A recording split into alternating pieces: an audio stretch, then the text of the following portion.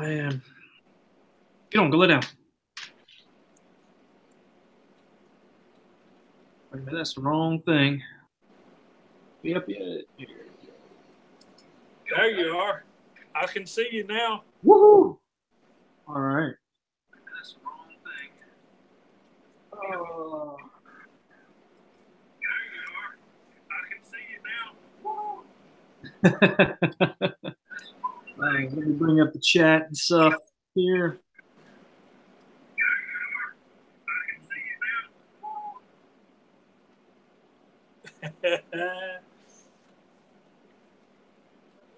Kyle sent me a text saying, well.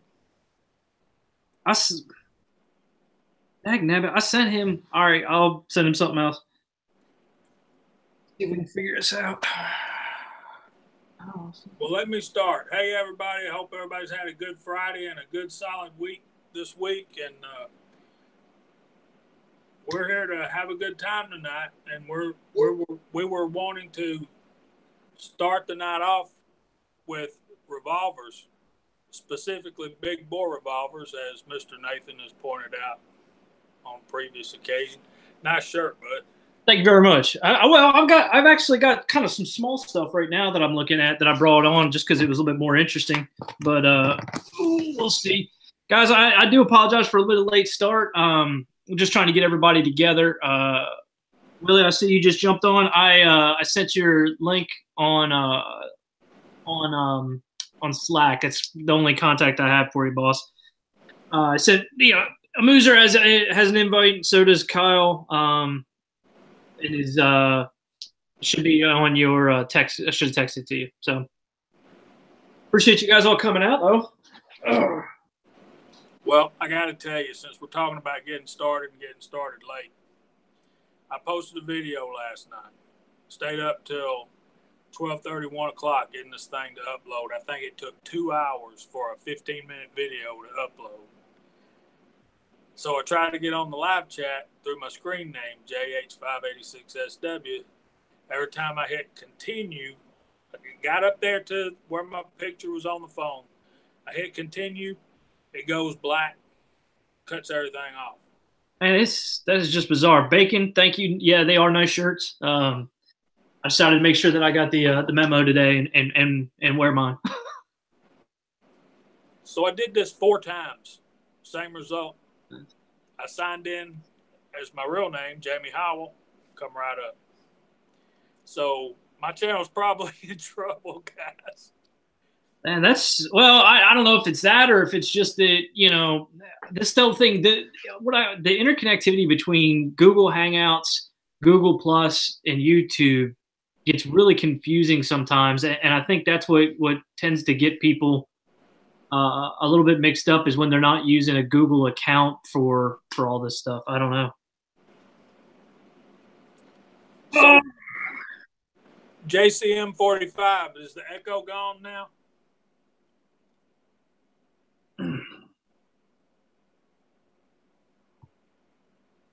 I haven't. I've been signed into an off-air chat for 10 minutes, says Kyle. Well, we're signed on to an on-air chat. Let me. All I can do is copy and paste the link for you. Let me do that again. Yeah, we need Kyle.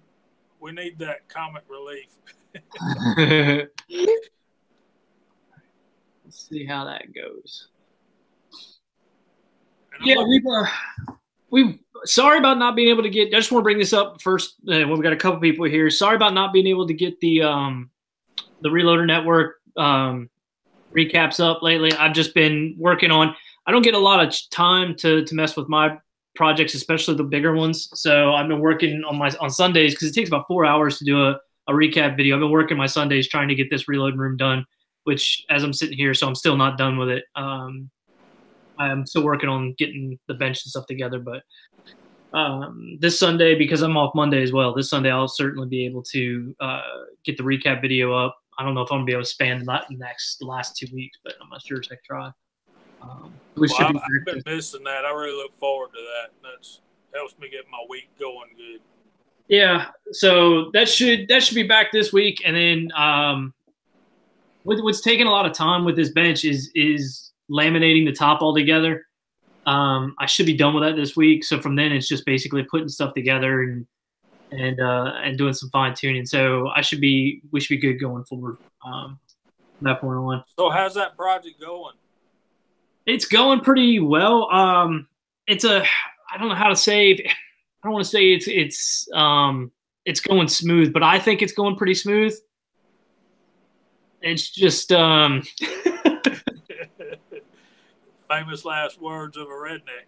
Yeah, exactly. So that's what I've been kind of, I guess, trying to fight lately is making sure that everything that I'm doing, it's doing it well and doing it right, so that I don't have to go back and mess with it later. Yeah, it's a lot easier to do it right the first time than go back and do it again. A guy told me one time, if you don't have time to do it right, when are you going to have time to redo it? Yeah, and I hate redoing work. It's like a really big thing for me to actually go through the process of redoing something. That's why I hadn't done it in the first place. But I don't know. Let's see here. I just realized I was a little too close to the camera. I'm scaring myself.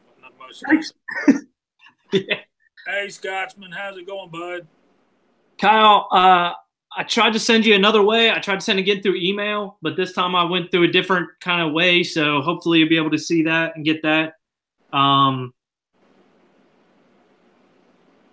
Yeah, Jim. I mean, we can definitely. I could pick you up and make you all nauseous and walk you over there. To take a look. It's basically the same as the pictures that I showed the other day. I haven't got anything added into the room because I'm laminating that bench, which is taking up the time right now. But I'll definitely take a look around if you guys want.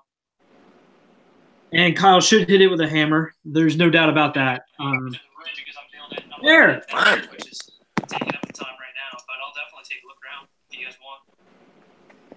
And Kyle should hit it with a hammer. There's no doubt about that. There.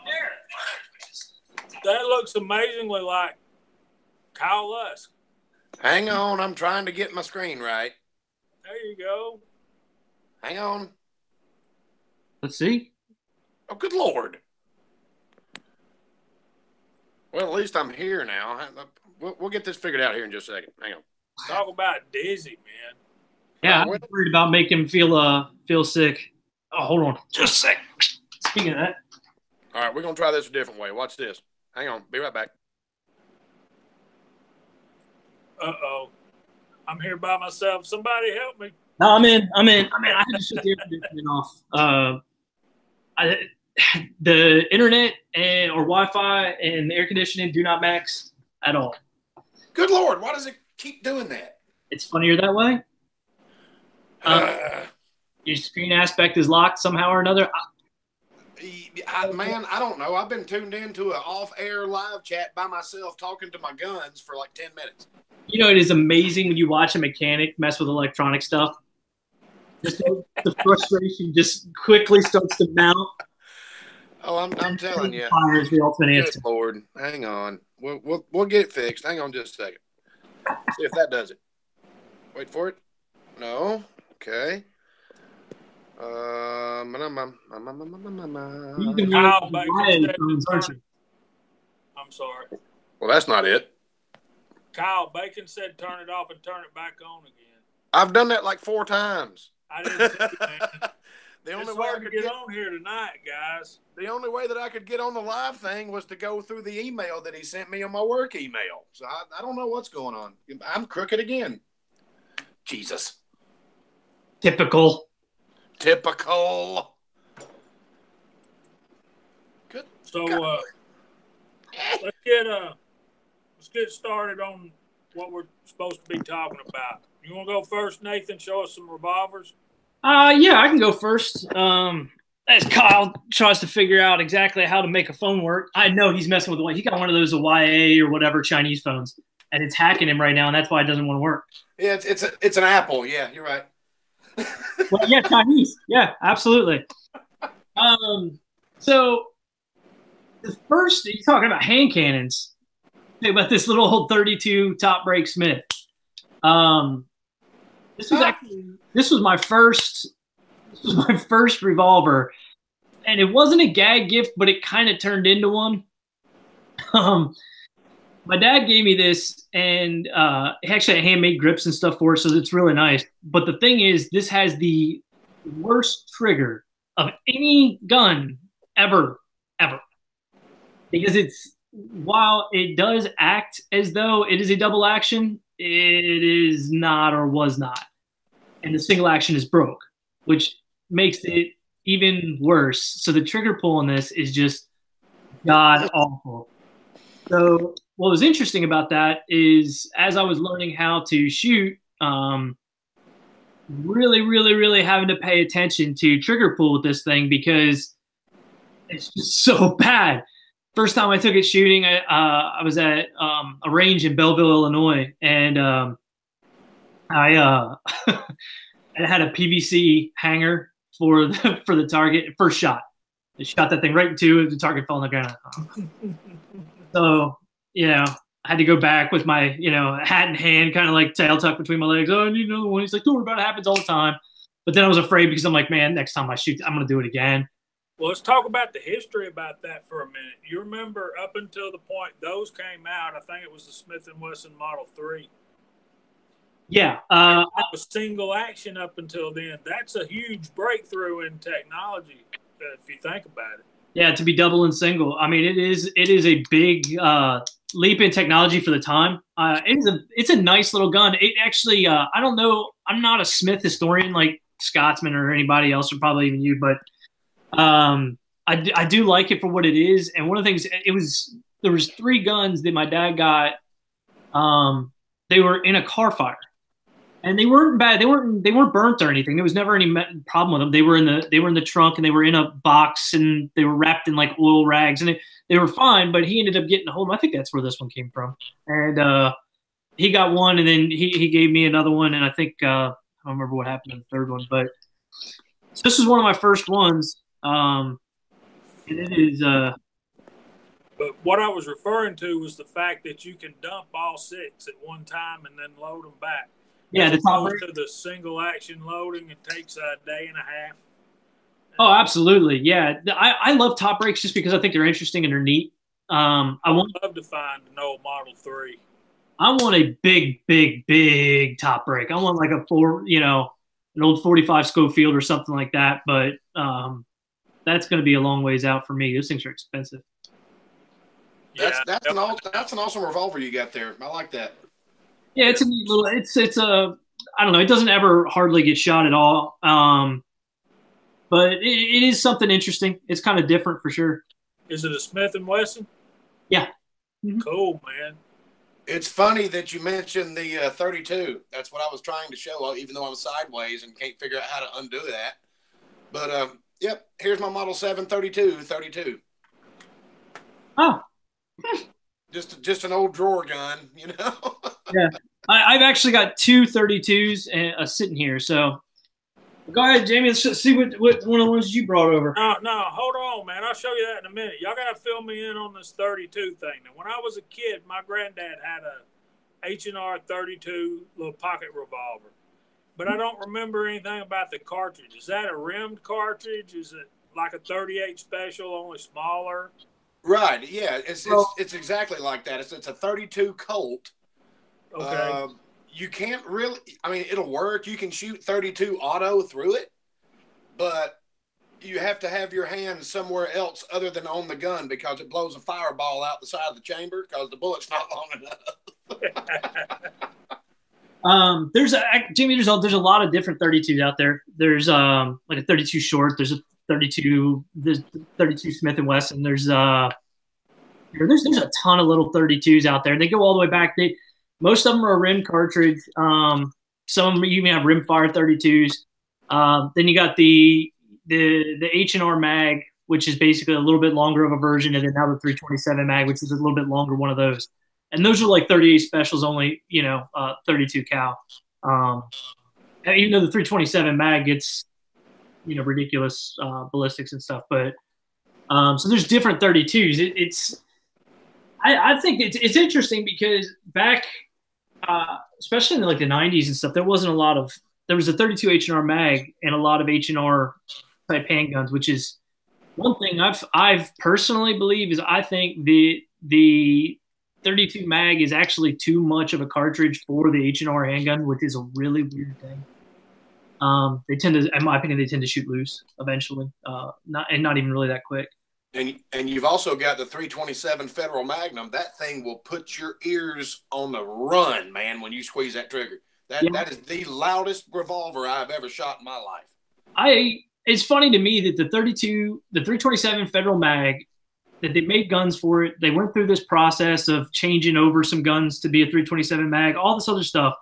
When the 30 carbine is really kind of similar, and it just seems, I don't know. I just, to me, I never could really figure out why they went that route. Well, you all right there, boss? Is that better? That's better. At least I'm narrow. To eat tacos to watch it. Was that sideways or was it right the other way? No, that's good right there. Yeah, that's okay. I know it's going to be narrow. I don't know what the heck's going on with my phone. Yeah, but the 32 Smith & Wesson long is historically, or one of the things, it's a target cartridge. A lot of people use it for target shooting. Really good for that. But bullets. There's also a 32 ACP, right? Yes, I think yeah. That's the short one. That's the 32 auto. That's the short one that will blow fire all the way around this cylinder whenever you pull the trigger. I learned real quick, hey, that's probably not the right round. Yeah. So you got a 32. Yours is 32 long, isn't it, Kyle? Yeah, 32 Smith & Wesson. Is that a Smith & Wesson also? No, it's not a Smith & Wesson. That's what it's chambered in. Like he was saying, there's 25 different 32 calibers. This one is it's an H&R made in Massachusetts, and I think it's from like 1940 something. It's a model 732 and is chambered in 32 Smith & Wesson. That would be very similar to the one my granddad had when I was a kid. This was actually my uncle's put in the drawer next to the bedroom in case somebody breaks into your farmhouse gun. Cool. They can make fun of us because we're talking about big bores, and next thing you know, we show up with a bunch of 32s. Oh, no, we got big bores too. Yeah, hey, man, you know what, though? That's the thing. You never want to underestimate how much fun it is shooting 32s. I'm telling you, it's great. But the only problem is the ammo is so damned expensive. Did a reloader just tell me that the ammo is too expensive? Well, the reloader hasn't bought the brass, the dies, and everything else because I don't shoot this that much. Well, I'd rather shoot this. It is. I shoot 115 grain bullets in my 32 H&R mag. That's 115 grains at a time. Now my 45 shoots 255 grains. Right. My 41, 238. That's twice the amount of lead that I'm spending. Oh, I know. So I love them for just plinking and one of the things I was going to say is in the 90s when bullet technology was really kind of crappy, or what hadn't developed very much in a while, the 32s I thought were relatively useless. But as bullet technology has gotten so much better, you can really use a 32 mag to do a lot of work. I think it would be a good gun, like a good sidearm for traipsing around shooting snakes or whatever. Anything you pretty much run across outside of any kind of big carnivore. I think would be fun for that. Bacon's making fun of Georgia boys in their 32s. Yeah. So to finish up my 32 side, here's my other one. This is a Ruger single 6 and 32 H&R mag, and this was one of the earlier release ones. It's got the bird's head grip and things on it, and I paid way too much for this because I had never seen one before, and at the time it was a limited release. I think it was Lipsy. So I found it here in Georgia in a pawn shop, and I paid a ton for it, but I've shot the death out of it. And it's actually on the list of things we're going to do some load development for, hopefully within the next couple months, because it actually needs a little bit of chamber polishing and stuff like that. But that's a beautiful handgun. Yeah. Okay, they're tired of seeing 32s. Let's move on. That's one thing I got to add to my collection is a really good single action. Oh yeah, I've got a few of them, and I love them. They're some of my favorite, especially the Rugers, because I know how to work on the trigger. I know how to do everything. The only problem I have with Rugers are the tight chamber throats for cast bullets. If you get a new one, there's a good chance. That's why I recommend the 41 mag, because they don't have that problem, because they don't make a billion of them. Go ahead and tell him, Jamie. I know you want to. Go ahead. I'm sorry, I missed that. I'm reading the comments. Scotsman, He's talking about. Oh yeah. I was watching that too. He's talking about tight cylinder throats on the Rugers. Yeah. A while ago, Kyle, you said the loudest handgun you ever fired, except for that 44 Magnum with Remington factory loads in it. I would give anything if I had that footage from last night. I didn't record that. Yeah, that was impressive. I squeezed the trigger and you stuck your head around the side of the wall and went, "Are you okay?" That thing made my 35 sound like a pea shooter, man. I'm surprised John didn't come out there and go, "Who brought the 50?" Yeah, Vanessa talking about using the 44. Yeah, they're 44s, 45s, 41s. I don't discriminate. I will say that looks what like up? Where's Cock? Oh, ain't no eagles here. This be a chicken. What's up, fellas? man. You know, screwed up when you invite a California boy into Georgia chat. He's got to bring his chicken with him. Yep.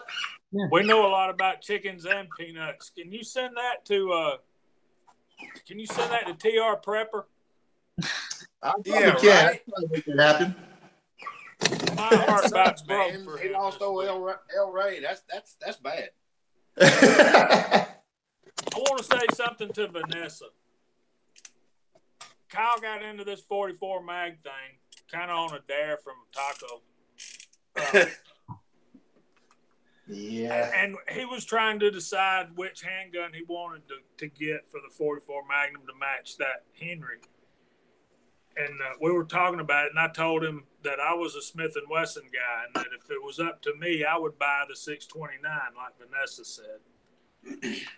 Well, then I got to thinking about it, and I've got a friend that I go to church with who owns a gun shop out in West Rome, and I go in there sometimes and just walk around and bother him, just to bug him. There's a 629 on his desk up there that it's a beautiful pistol, but the cylinder is blown into two pieces from somebody shooting a hand load in it. And that's the only gun that I've ever seen with the cylinder just blown out. And I mean, it's blown out, man, from the front of it to the back of it. I don't know what they would have somebody put in that thing, but the cylinder is literally blown apart. And so when Kyle came up with this Ruger Red Hawk and 44 Magnum, there's no way that I could argue with that decision. Yeah. And I know you guys are complaining about 8 3/8 inch barrel on a 629. Yeah. Vanessa, we may need to get you to send us some pictures of you and that thing. That thing's probably, it's bigger than me. I'm a 357 Magnum guy. And this is, since we're talking about ladies, Miss Vanessa, this is what I bought for my wife. This is just the Taurus. It's 605, 2-inch, 38. It shoots 38s, of course. All 357s do, but it's a 357 Magnum. And since it's for my wife, I bought her these grips to go with it. Ooh, fancy. And I wanted her to shoot it before I put these on there, because if she liked the Taurus grips, see, they're black, but they may be better than the Hogue grips that I bought for her, but it don't really matter. just something to girly it up a little bit and make her like it. And I also loaded her. The gun that she shoots the most is a Walther P22, and she really likes that. But I bought her a Ruger LCP 380. Close your ears, Kyle.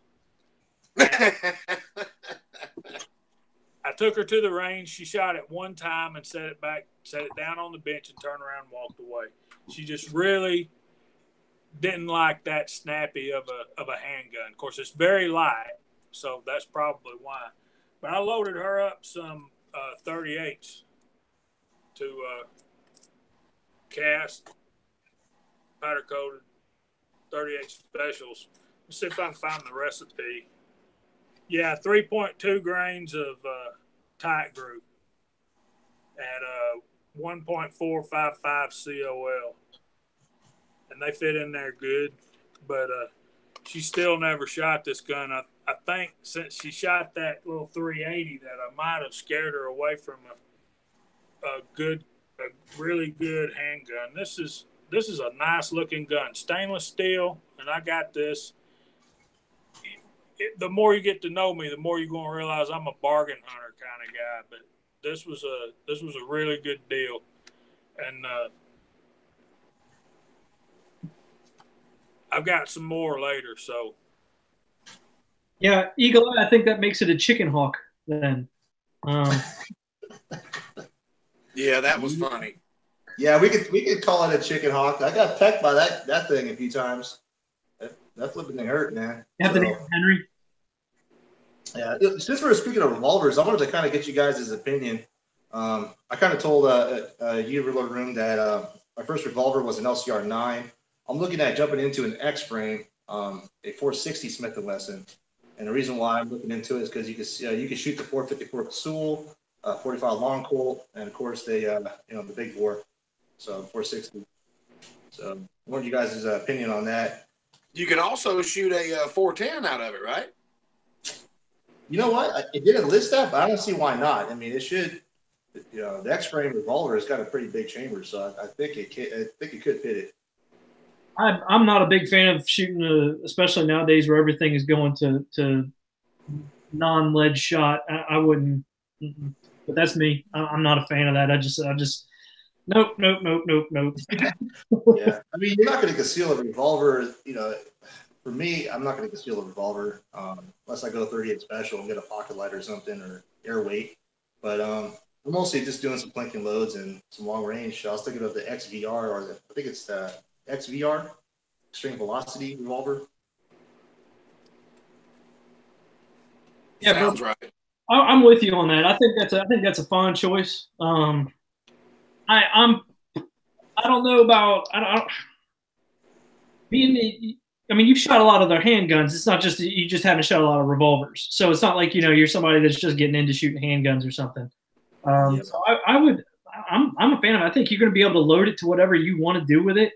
Especially if you get like some 45 Colt brass and you load that up with some a bucket of Trail Boss, and you have yourself a nice plate ringing type round. I just it's going to offer a lot of different opportunities. The only thing is, you don't right now have a very good source of lead, and you're going to start going through it fast. Yeah. I mean, I kind of wanted to be a little different. I thought it was kind of cool seeing a revolver on a bipod with a scope on it. But that was kind of cool. Yeah. Hey, Kenny, I've got a pretty interesting story for you about the 460. Okay. I worked for a big truck dealership, and we had a driver come in, and his sole job, and you can tell he meticulously cares for his rig, but he needed some work done on it, and he goes, "Nobody gets in my truck but me. I'll pull it in the shop. I'll back it out." Well, that's not the way we operate, He goes, "Well, then I'll take it somewhere else, because what I do for a living is haul money that is going to be destroyed. And there are firearms all over my truck, and I'm not emptying my truck out, so you can pull it in the shop." Okay, you're cool. All right, yeah, drive it in the shop. That's fine. Yeah, you're cool, man. He comes out with a 460 revolver with a 17-inch barrel strapped to his hip. Oh, wow.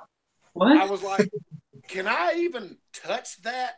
That thing's got to weigh like 42 pounds. A 17-inch barrel revolver? 17-inch barrel. I kid you not. I'm serious. I'm serious. Oh, you're mixing it. That was actually his leg. He was missing his shins. I'm telling you, it was on his hip and it was hanging halfway down his shin. That's ridiculous. You couldn't even imagine trying to pick that thing up and do anything with it. You're knocking it into shit, busting the wind out. Of course, he had the sawed-off shotguns and the ARs and all that stuff. He said, but this is my go-to. I'm like, how the hell is that your go-to? And then he started showing, I can't remember his YouTube channel. He's only got like a couple of videos, but he's out in Nevada shooting, shooting water balloons at 250 yards. That sounds like fun. One shot with a revolver with iron sights. I was like, holy crap. And of course, I mean, it knocked him backwards about 2 feet, but he's deadly accurate with it.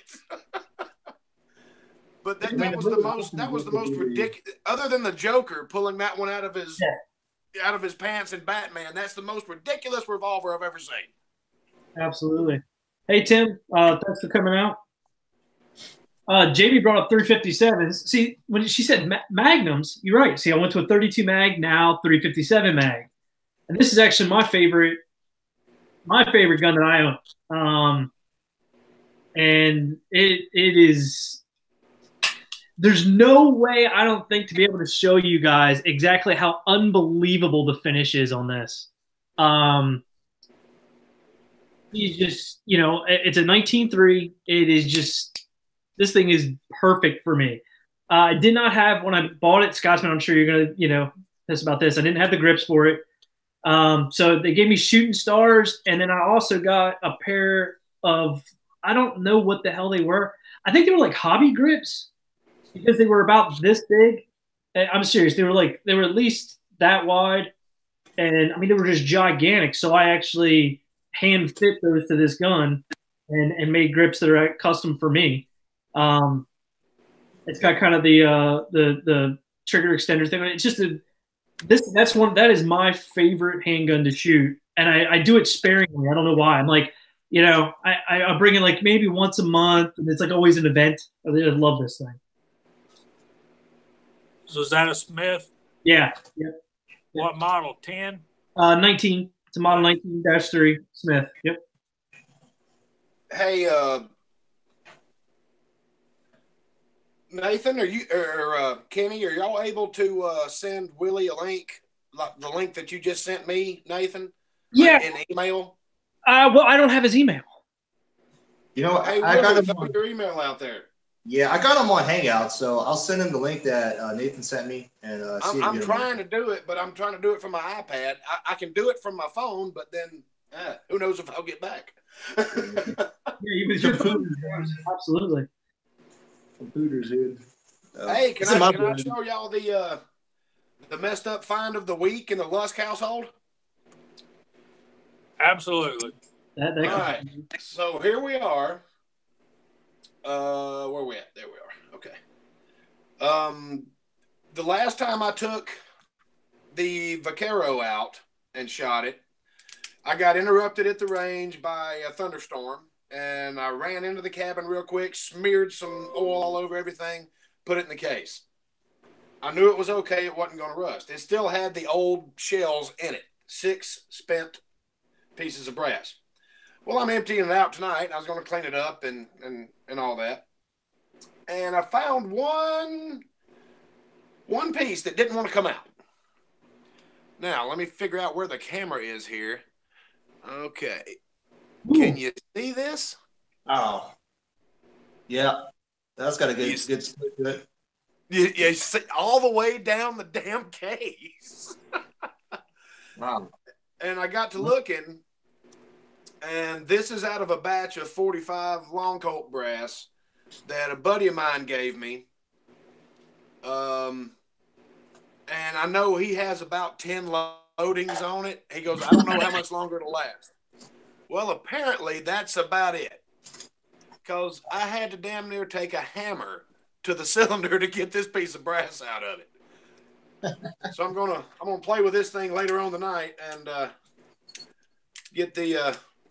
I already had the cylinder out. Didn't see anything really weird, but I'm gonna take a closer look at it. Probably run an endoscope up in it and everything else too. So, Kyle, are you shooting a heavy load in that thing or something? Actually, what I've been loading for it is a 230 grain Lee tumble lube bullet sitting on top of a little bit of tight group. It's a comfortable, easy shooting load. It's not heavy. You know, it's not hot. I was gonna say, yeah, man, but like a little bit of tight group can go a long way. But you say it's comfortable, so I've never split 45 pump case. Well, I mean, here's the primer. There's no signs of pressure on this primer at all. Yeah. The case has just been worked so much it wore out. But I thought y'all get a kick out of that. I've never seen one split all the way from the rim to the head. Sounds like you're trying to get the torch out, boss, and kneel them. Well, I can do that. Yeah, I love tight group. Yeah, I've actually, I don't think I'm using any right now. I think I've switched everything over to something else lately. Insight Freedom. I didn't know you were a Georgia person. We might have to get you on here. I wouldn't call him a Georgia person, but he's close. He might have used to be. He's flying Tennessee Volunteer colors these days. No. Anyway, hey Scott, how you doing, brother? Thanks for coming by, man. So Kenny, why not the 500? I mean, I know that the versatility of the 460 makes some sense, but if you're just going to go big, man, like why not go for the 500? Just go home. Actually, in fact, my a buddy of mine has a 500, and the first time I shot that thing, I've only shot 2 rounds and I gave up. I said, forget it. That thing just hurts. I've got a load that you need, Kenny. Yeah. I went through the same thing with my buddy. I told him, let me reload for it because shooting that, it was like, I think it was a 700 grain. It's the biggest lead bullet you can get. That's what he made me shoot out of that thing. And it just God. Yeah. If you guys saw my video that I posted last night, Kyle and I are at the range. The guy that runs the range, his name's John. He's retired military. He has a 500 in his case for rental guns. And Kyle, you'll have to help me. What does he charge per shot for that thing? I think it's $5 a shot. Yeah, but he waives the range fee, the rental fee. Right. He waives the rental fee, but it's $5 a shot.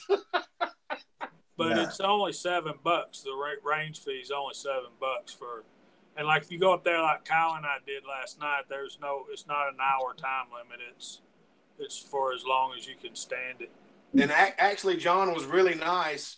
Me and Jamie were taking our time, and he actually stayed a little bit late. You know, he's sitting there munching on his supper, just waiting on us to get out of there so he can go home. But he didn't have a problem with it. He sat and cut up with us for a little bit. Me and Jamie are going to try to get over there when they're not real busy and see if we can't get an interview with him. Because I think that was a really good idea that you had, Jamie. Yeah, I told him we'd put him on YouTube and make him famous. He don't know how few subscribers we have. Yeah, you guys definitely just need more. Yeah, Scotsman says 500 is senseless 460 rocks. This is a 480 Ruger or whatever. I think I've tried that. I think it's 480 Ruger, isn't it? Yeah. Yeah. I've tried that and fell right in love with that. I thought that thing was just amazing. I mean, granted, I don't. There's a certain point. There's a point of diminishing to returns for me when it comes to handguns. It's somebody else's gun. I get to fire a couple rounds. It was cool. Yeah. Did any of you guys watch the Reloader dude's video that he just put up on the Reloading Network? The Acme bullets, the one for 44 mag. Exactly. Mm-hmm. Okay, I've got everything written down over there on top of 2 boxes of 44 special brass. I'm going tomorrow to buy some trail balls. I'm going to have fun with that. Yeah. A lot of folks that I've seen online, Trail Boss is probably one of the powders that you can almost load for any cartridge. I think. Well, and I've noticed it a lot, and it's cheap. It's like $16 a pound. No, it's not. Boss because it's not actually a pound, and that shit is huge. I love Trail Boss. I've got like 5-pound jugs of it around the house because I shoot a lot of it in 45 Colt. It's not cheap. It's not in a pound? No. It's like a 9-ounce or 10-ounce container. Oh, that's how they get you. Okay. Yeah, it's so big, man. Right, yeah. I know it takes up a lot of volume, but I got these 245 grain semi-wad cutters, these Lee little tumble lube bastards, and I think those will be fun in a 44 special. Oh, absolutely. Yeah. Those Cheerios are nice, but my powder I like using is unique. At one point, I ran out and it was almost impossible to find it. I started buying Federal 12 gauge 12 gauge shotgun slugs to take the powder out. That's I use a lot of unique too. That's hilarious. I went through the same thing where I got really close to being out. Because I don't keep it. I'm not a hoarder, so I've only got like maybe 5 pounds of it laying around or something. I'm not a hoarder. Man, 5 pounds, especially when you're talking about coming into the Obama era, only having 5 pounds of the powder, you never knew when you were going to get it again. I've got about 12 8-pound jugs in my gun safe. That's not counting all the 1-pounders. Hoarder. You have 100 pounds of powder. That's insane. Okay, I got another one. Y'all ready for another revolver? Yes, sir. This is another 357 Magnum. This is I hope Mr. Bacon can appreciate this. This is a EAA Vindicator. I saw these on nice on lots of reviews on YouTube. Particularly God Family and Guns did. He loves these things. It's one of his favorite carry guns, but his is in 2-inch. This is a full-on 357 Magnum. And I don't know if y'all can see this or not, but it's actually recessed in there. So, can you see that? No. Anyway. I probably could if my phone would turn sideways. This is a 4-inch gun, and it shoots pretty good. Mr. Bacon has an EAA imported single-action revolver. What is that? What is yours in? What caliber is yours, Mr. Bacon? I can't remember right now. But yeah, this is I waited almost a year. I wouldn't buy the 2-inch, but I waited almost a year to get this 4-inch gun because I had the one this one for my wife, and of course I had the one that I named my channel after, which I'm going to tell y'all about in a few minutes. But this gun shoots really well, and I'm proud to have it, especially for the price I gave for it. Yeah. There's a bargain shopper. Always, man. Yeah, the Crazy Scotsman, I've been on a few of his live chats, and it's really informative. It's a really great time. If you guys ever get a chance, check that out. He's a big revolver guy, and he loves Smith & Wessons. I wanted to kind of get his input on the Performance Center of revolvers. You know, I know they're top dollar, but is it worth going that route? I can pretty much tell you what he's going to say. And I kind of share the opinion. If you can get one of the older ones, like maybe 10 years old, that's still in good shape, I think he'd tell you to go for it. But these newer ones, the reason I say that is because I've asked him about a Model 60 that they have at the gun store that I like to shop at. There's two of them. There's the regular Model 60 and then the Performance Center Model 60. They look a lot different. Both of them are stainless, and there's only about $30 difference in the price. But they're like dash 16, 17, 18.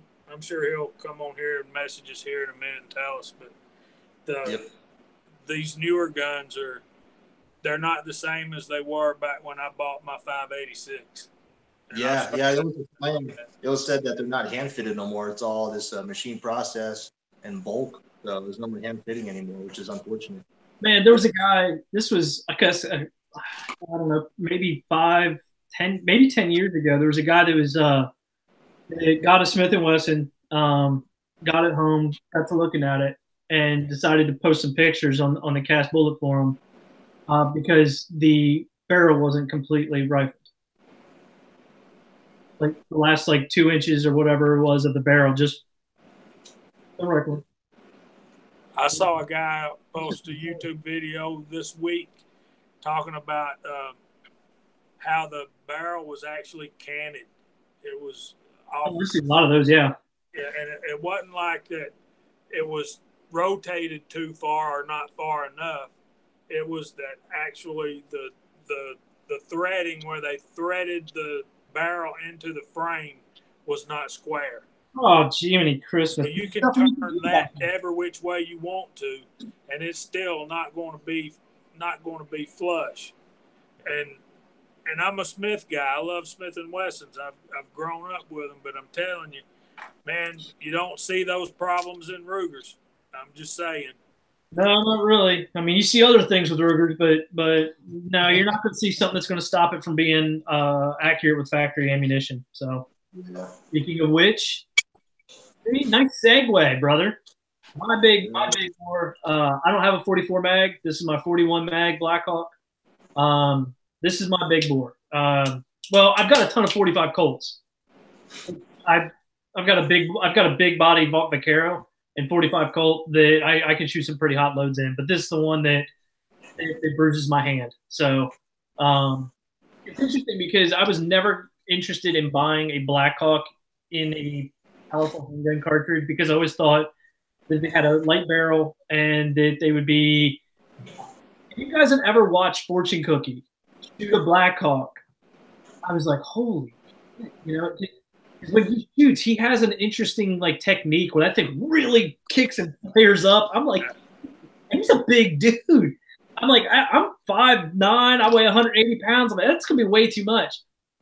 Well, a guy down at the range had a 44 mag Blackhawk, and I shot it, and I was like, hey, dang, nearly as bad as I thought it was going to be. And then I saw this at Gander Mountain, and I decided that I was going to give it a shot, and I love it. And thanks to Jamie and Tim here, I've got extra molds for it, so I've got some load development to do for some different bullet designs eventually down the road. But this is kind of my long range gun, and it's just, I don't know. I take it every time I go, and I shoot at least a couple cylinders through just out of habit. But that's my big one. That's the one you shot for your giveaway, wasn't it? Yeah. Yep. Yeah, that was a fun video to watch, man. You were a happy camper, and I was proud for you. But that was some good shooting. Yeah, he had a really good group going there. Mr. Bacon said he has 3 modern Smith & Wessons, and he likes them all. They're all good. Yeah. We're going to get you guys some zinc. I'm sorry. Go ahead, Kenny.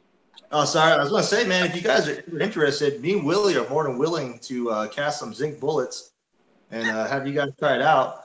Because those 41 mag, I think will be zinging if you try that out on that revolver. So what will it be, like a 110 grain projectile at that point? Well, if you get a 220, it's going to be around 135 or 130-ish. That's still got enough weight.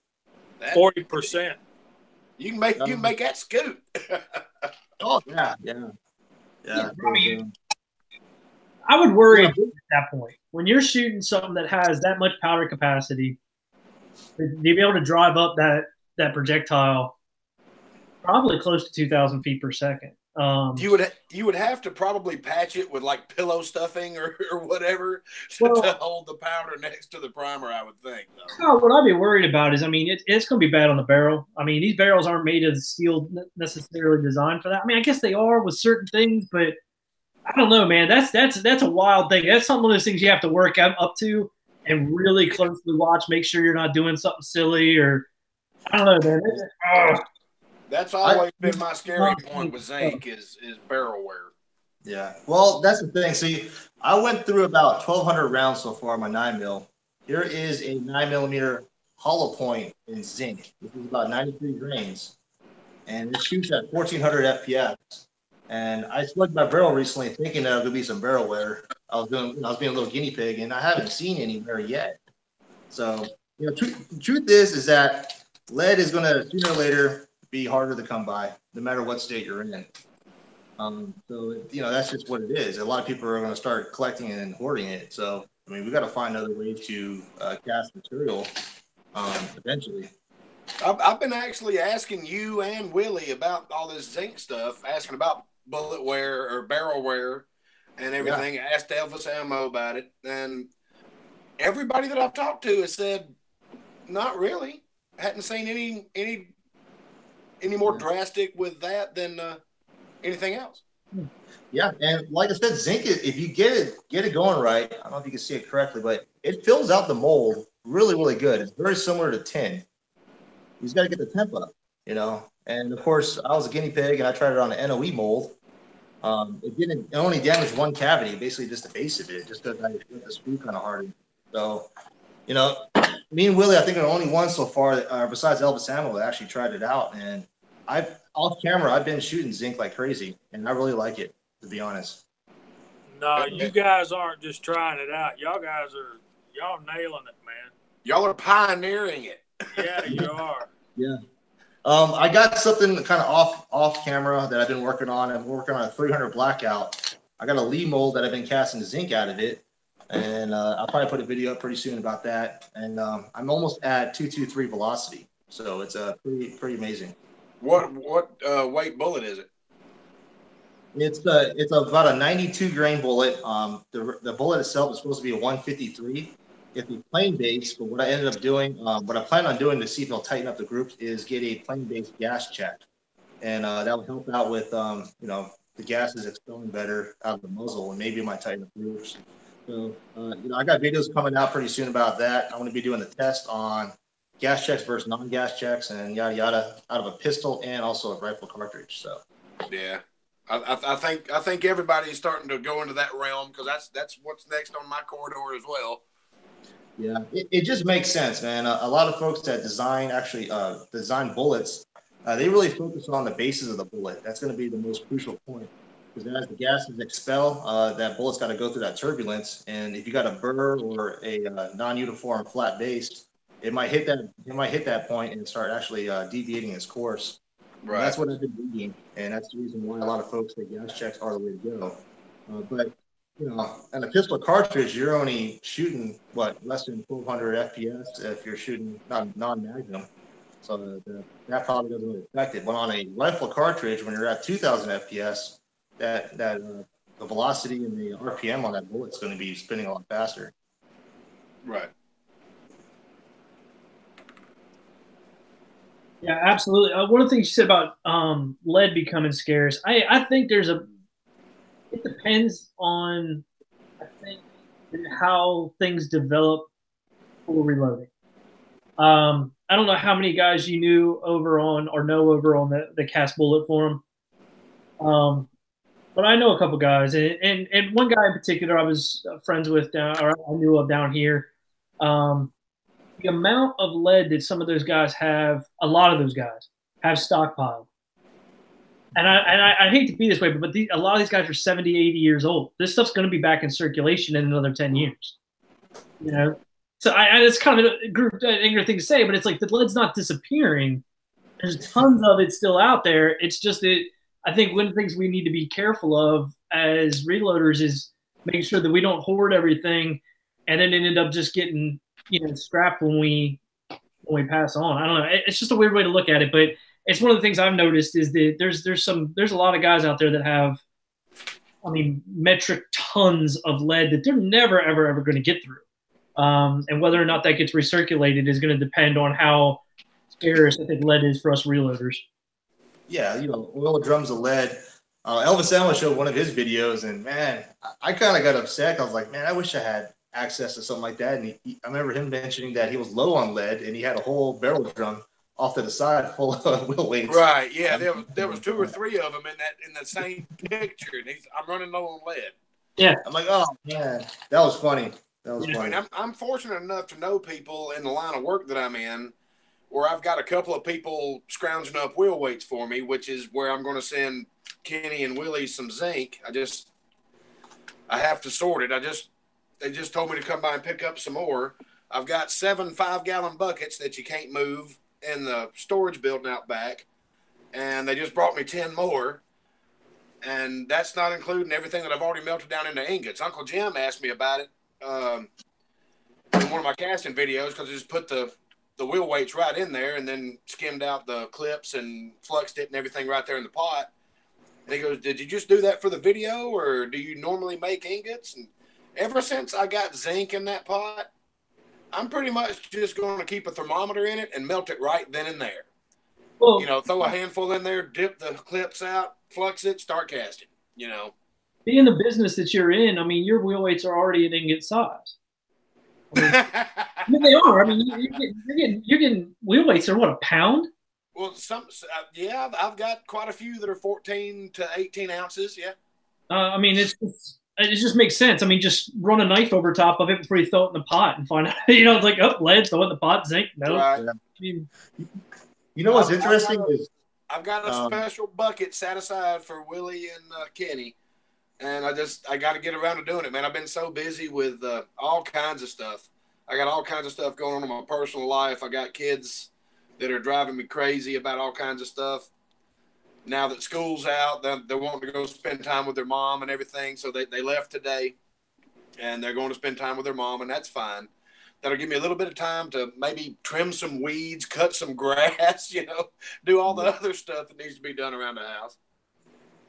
Got to rebuild the bathroom. I got to repaint the outside of the house. It's a never-ending story, and you just deal with it. So, yeah, absolutely. I guess that's kind of the point is dealing with it. But that zinc's it's a great thing to get into is find new things. Because if it wasn't like, for instance, I remember a couple years ago when powder coating was starting off, and there was guys who were like, "No way, blah blah blah, it's going to be bad for the barrel blade." And we look how far that's gone, and how much that's made a significant improvement on people's ability to be able to access casting. So zinc, I mean, you guys doing this stuff on the front end is going to be big for new people coming into it. I think I'll be honest with you guys. I haven't bought a jacketed bullet, whether it be in a 100-pack or a 500-pack or a 1,000-pack. I haven't bought a jacketed bullet for a handgun or a rifle, and I would say 3 years. I've been casting everything. I've been working up loads on 308s and 30-06 and all. I bought previous rounds, you know, so I've got some to sit back on, jacketed bullets, Sierras, Hornadies, you know, whatever. But I'm playing around with lead because I've got quite a bit of lead to play with. Mm-hmm.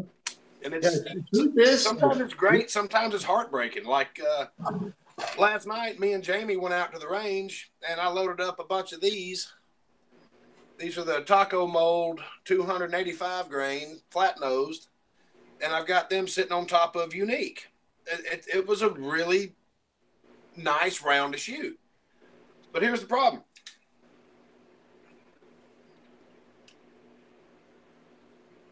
They don't go in the chamber because they're sized to 232 for my rifle.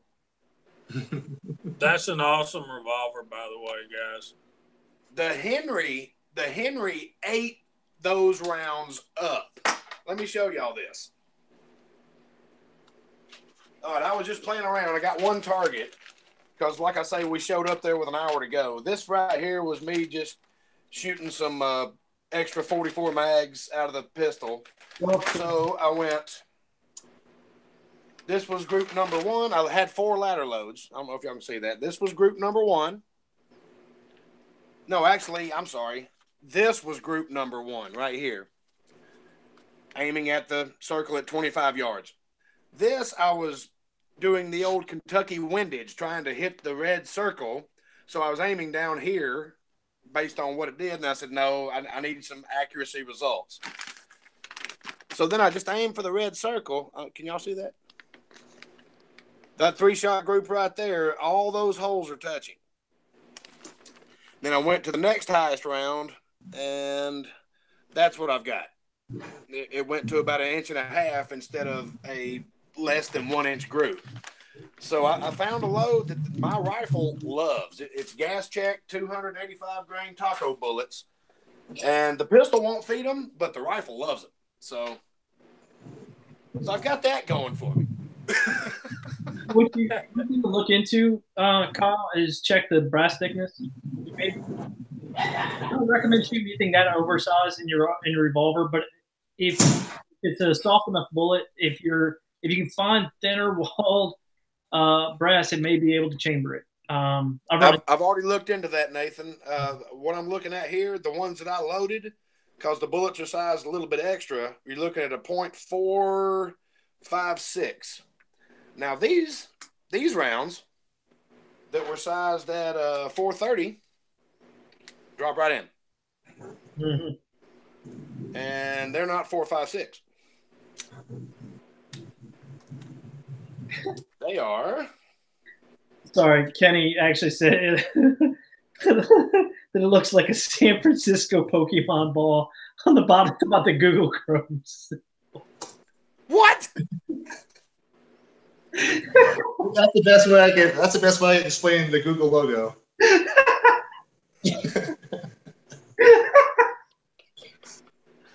Oh Lord! But anyway, the ones that I sized at 430. In the brass and everything, they're at 451. They fall right in. So apparently that 5 thousandths is too much. I am going to order a Lee factory crimp die and just put a little extra whoop on them and see if that'll make them feed, because I love this bullet. It's an awesome bullet. I don't have a problem with this Lee bullet either. This is hell, I can't remember. It's been so long since I cast any of them. 429 or two, I think it's 200 and 220 grain, I think. Hey, it's been so long since I cast any of them, I can't remember. I don't have the mold sitting in front of me. So. All right, hold on a sec. So you got the bullet for the rifle is a 432, right? Right. You size your typical bullet that you're shooting in your Ruger 429, right? Well, this is the man that's giving me the lead. He shoots 44 Magnum and can't afford bullets for it. So I'm taking some of the lead and casting bullets for him. So I was already familiar with 44 Magnum. Yeah, no, I was saying, so you're shooting 429 bullets in the Ruger, right? And you're shooting 432 in the rifle, right? I'm trying to figure out why there's a 5,000 size difference when there's only 3,000 different size of bullet. Right. The 429, I run it through a Lee sizer, and it feeds right in the Ruger. Not a problem. Whoop, falls right in. Entire case diameter is 451. You're right, is what you said, right? Or 451, and then the case diameter for the larger bullets was 456. It's a 5,000. It's, you know what I mean? There's a discrepancy in there. I'm trying to figure out why that would be. Well, and what it boils down to is it's all the sizing of the bullets, because these are sized at 432, which what I found out, NOE 432 is going to give you a 433. So these are actually 433. Here, I'll show you. These are all sized to the NOE sizer. It's a 432 sizer. And 430 this is not a digital one, so it's like 433 and a half. You're going to get bullet spring back. What I'm worried about, Kyle, is whether or not you're sizing down your 429 bullets with the brass. Yeah, I mean, Charlie talked about that. I've noticed it on some of my softer alloy, with it being around 12 BHN, and it does swage down if you're stuffing in the case. I noticed it swaged down or swedged down a few thousandths. Yeah. Well, you can look at each one of these casings. I don't know if you can. Let me get them up here. There you go. The green one is the bigger one. The blue one is the smaller one. You can actually see a little bit of a case bulge in there because they are a little bit bigger. Yeah. Yeah. And they're just big enough. And I looked at Jamie yesterday and I went, really? Because that was the first thing I was going to shoot them in was this Ruger. And they went, and didn't go any further. I'm like, really? Not just that, but you add the different thicknesses of the brass per manufacturer, and that could be part of your problem as well. Right. That's just what I was thinking about there, Kyle, is if you've got one load that's a 429 bullet and you got a 451 case diameter, and then you have another bullet that's 432 and it's a 456 case diameter, there's a 2,000 difference between them that it shouldn't be there. So it's they actually size at like a 433.5. So you're looking at what, 4 thousandths there? And your 429 is actually dead nuts on 429? I don't have a bucket of those bullets here, but I do believe it is. Oh, okay. That bucket's in the basement. Okay.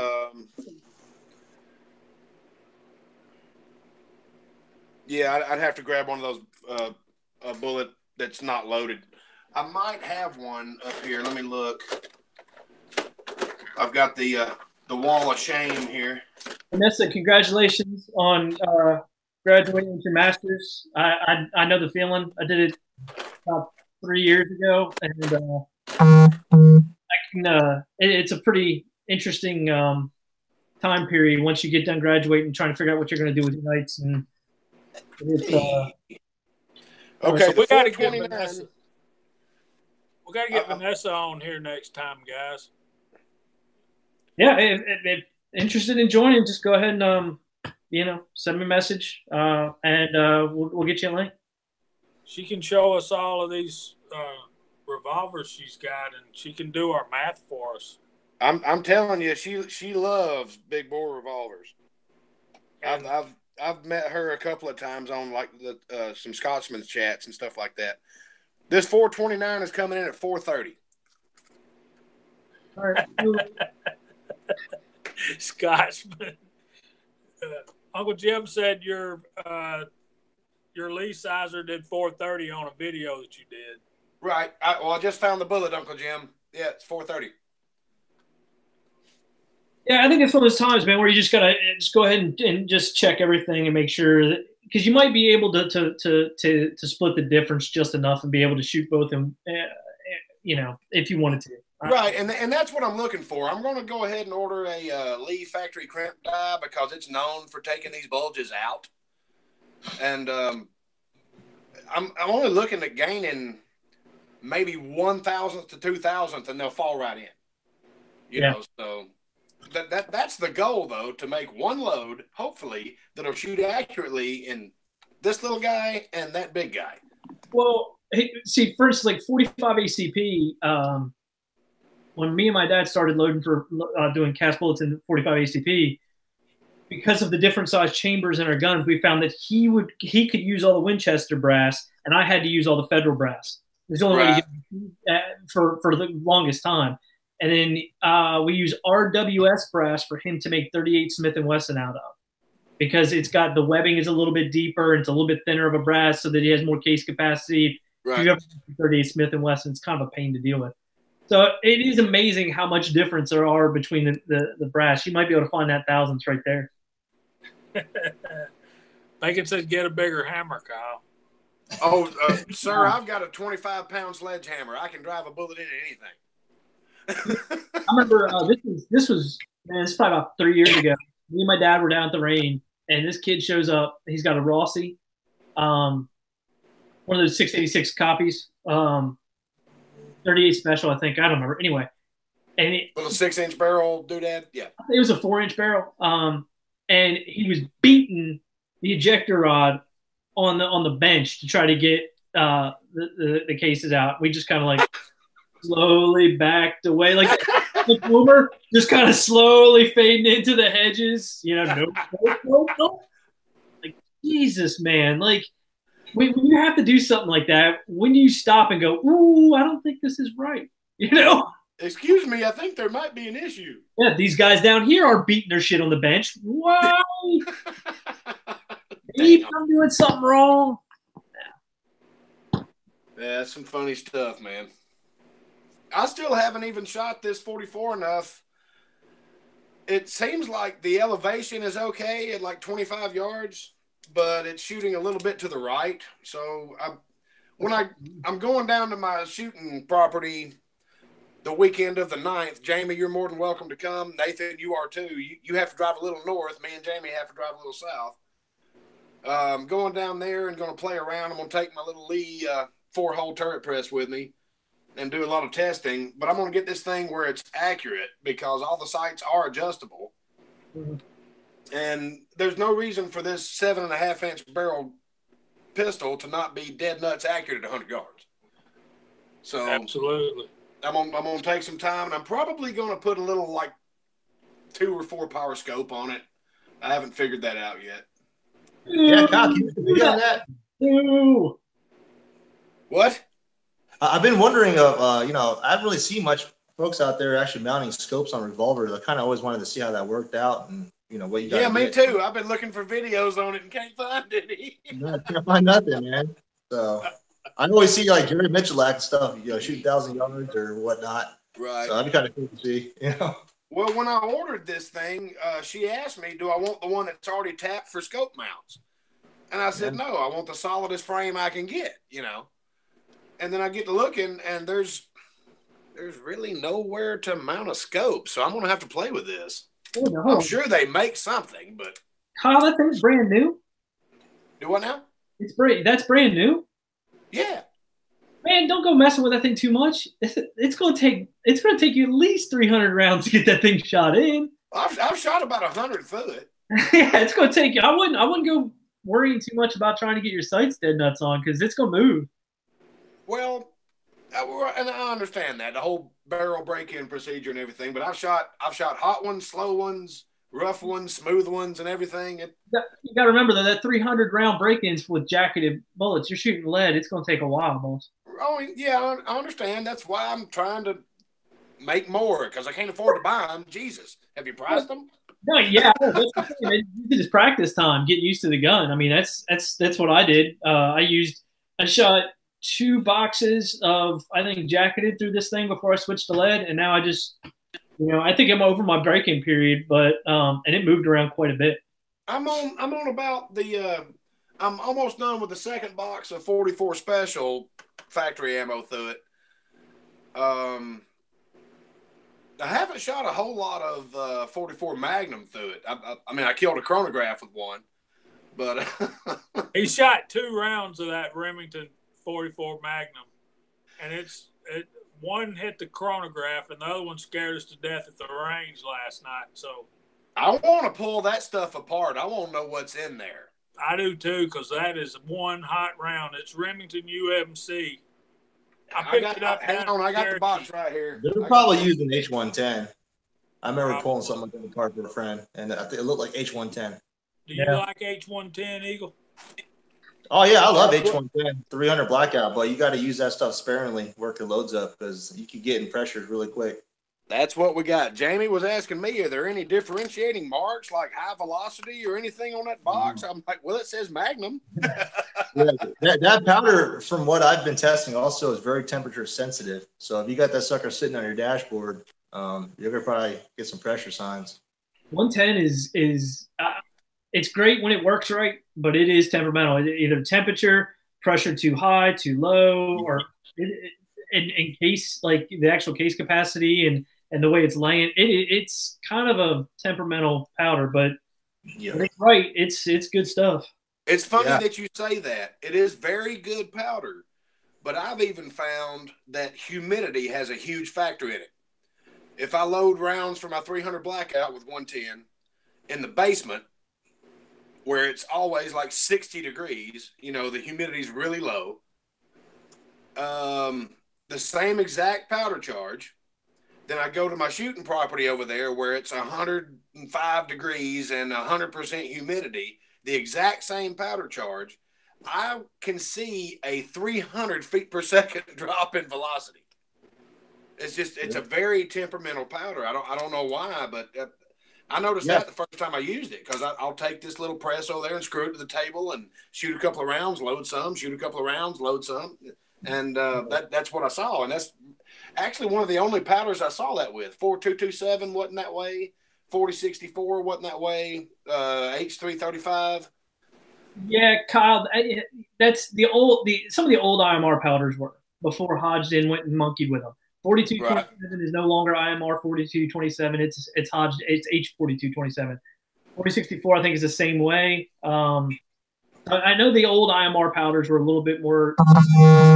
The hell was that? I don't know. I think it's Kenny trying to get attention. He's like, hey, hey! Them chickens are getting away. Hold on. I'm kidding. which is just Bacon. in-laws, man. They want to come visit. Yeah, Bacon. The revolver might handle the loads, but the shooter might not. I've run across that with my 41, where I've loaded loads for it. I've been like, nope, I'm going to load those down.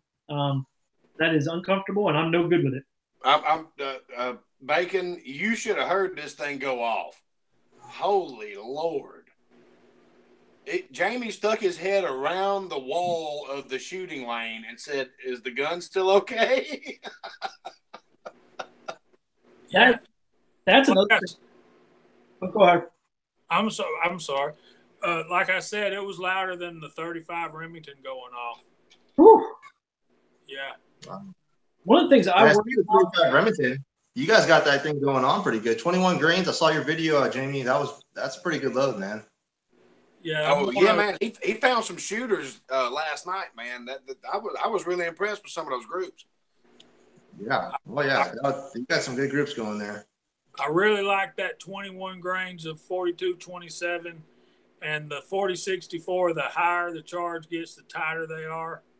So, and we're still at least a half a grain off of maximum data listed on that 40-64. But I will use gas check bullets from now on with the 40-64. Yeah. What do you guys plan on as far as your range, your applied range? What do you guys plan on shooting with that bullet? My goal is 2,000 feet per second with MOA accuracy at 100 yards. We've got a place we can shoot 100 yards. And we got two, brother. We got two. Yeah. Just a matter of getting out there and getting it done. I think my next one, Archer's friend sent me a comment on one of my videos about, I think it's 48-31. Is that right? That is one. And I have H335, Lever Revolution, and TAC that I haven't tried yet. So I don't know which one to do next, but I'm kind of leaning toward the Lever Revolution right now. Have you guys tried out that program, Quick Load from it's called Quick Load? You guys ever had experience with that program yet? No. I don't have a computer that'll run it. Well, I do. My work computer is a Mac, but I run Linux on my personal stuff, so I don't have it. I've played with it a little bit, and most everything that I've found on there is spot on to my experience, because before I shot my chronograph, I chronographed everything. It's pretty true, Jamie. I think we need to play with the 4227 and go up 0.2 of a grain, down 0.2 of a grain, see where we can fine tune that thing. We'll take one of my presses, and anybody with a pickup truck, we can vice grip a 2x4 and screw the press to, and we'll just sit there and load them right there. Oh yeah, you can make weld yourself a little plate on your tail hitch. I saw something like that done before. I thought that was pretty cool. Or even get one of those little Lee hand loaders. That might work out. I've been known to go to Creekside and be loading ammunition in the back of a Bronco. lay the tailgate of the Bronco down, roll the window down, mount the press, and there you go. Here, go shoot those. Yeah, that's dedicated reloading right there. Well, no, it makes the most sense. Why drive the hell all the way back to my house and try them, and then wait a week to go back and try them again? Oh yeah, exactly. Just load them right there. I agree with you. I think that's a good idea. Vanessa says that she's looking to reload her 44 and 357. I'm a big believer in 2400 for the 44, and I like unique loads in my Target 357, and I use 110 in my Full House 357. So that's just my powder choices. I like to stick with 150 green in my 357. I don't like to go up or down too much. And then, I haven't had a 44 for a little while. But when I did, I think I used 140 grain Lee mold, and I think I had the regular trying to think, it was a regular semi-wide cutter, it wasn't a tumble loop, but I think you might be able to go a little bit higher depending on what you're wanting to do. But that's kind of where I would start off for sure. What I found shooting out of my Henry with those 285 grain bullets, and like I said in a previous video, there is no published data for this bullet. It doesn't exist, and there's damn sure nothing with unique in it. So what I found and shot and liked, that rifle, lever action Henry rifle, likes 9.5 grains of unique behind that bullet with a gas check on it because all the holes are touching. I mean, granted, we're only at 25 yards, but that should still carry on. You know, I can play with it a little bit, go to 9.7, 9.4, you know, and find what the rifle actually likes at 100 yards. Because I would love to take that thing hog hunting. You know, I mean, there's all kinds of nuisance animals that need to be disposed of. Well, that being said, let me ask everybody a question, including you guys in the chat. So, I got these targets from last night, and I measured them and put them in the video. This load of 24 grains of 24-47 is not too bad either, except for the one I pulled over here. You can see they're right there with an inch. Okay, so I shot an inch group at 25 yards. Do you think automatically, without thinking anything about it, just bang, at 100 yards, is that going to be 4-inch group? No. I don't think so either. I don't think it won't vary that much. Well, part of it's going to depend on your ability to be able to shoot at 100 just as well as you shoot at 25 because you can see the target difference. And the other part of it's going to depend on where the bullet's at in its trajectory and all that other stuff. So it's supposed to go correlate, but it doesn't. In my opinion, it doesn't. You're also looking at barrel harmonics and all that stuff. And both of us know that neither your barrel or my barrel is free floating. So you have to react to the grip that you have on the walnut. You know, I mean, there's all kinds of stuff that comes into play there because it's not a free floating barrel. Let's face it, it's a 100-yard lever gun. Right. I mean, that's what it is. Just like a 30-30. Right. It was designed to hunt in the brush in Georgia, South Texas, all that stuff. It's a 100-yard shot. Yeah, but not to mention weather. If you guys plan on hunting in the wintertime, weather might take effect. So, you know, I'd say just, you know, get that load, save it, and go test it out in all elements and see what you guys get. As far as your applied distance, if you plan on hunting up to 250 yards plus, check it out, see what kind of grouping you got. Eagle brother, this is Georgia. We have 2 seasons. It's either hot or cold. Yeah. And actually, Gotcha. Kenny, I'm going to be the one to say it. A 35 Remington is not a 250-yard gun. If you can make an accurate kill shot at 250 yards with a 35 Remington, you're damn sure not using a flat nose cast bullet. Yeah. I mean, I'm really interested in that. Gas. I mean, it gets there and it's done. You know, it goes transonic and then it starts orbiting Mars or some shit. Who knows where the bullet goes? You can't track that. I like it. I mean, I see a lot of people out there shoot 35 Rem and for plinking loads, and it does a good job of knocking steel down. That's why I really like that. You know, it's got a punch to it, man. It's fun to shoot. It's got a great punch to it. I mean, it's definitely got the power to make shit happen. It's just if you get more than about 100, 150 yards, it doesn't have so much punch anymore. It's kind of like somebody tossing you a lug nut instead of getting shot with a lug nut. Can I give you an example, Eagle? I can give you a hunting example. I was set up in a stand over a field, and the field probably went out 200 yards, and a doe walks out at about 140 yards, and I shoot once and miss her, and I could see the dirt fly up behind her. I actually went under the deer at 140 yards with a 200 grain Hornady FTX. And so I shot at the top of her back, and she jumped and walked off. So I knew I'd hit her.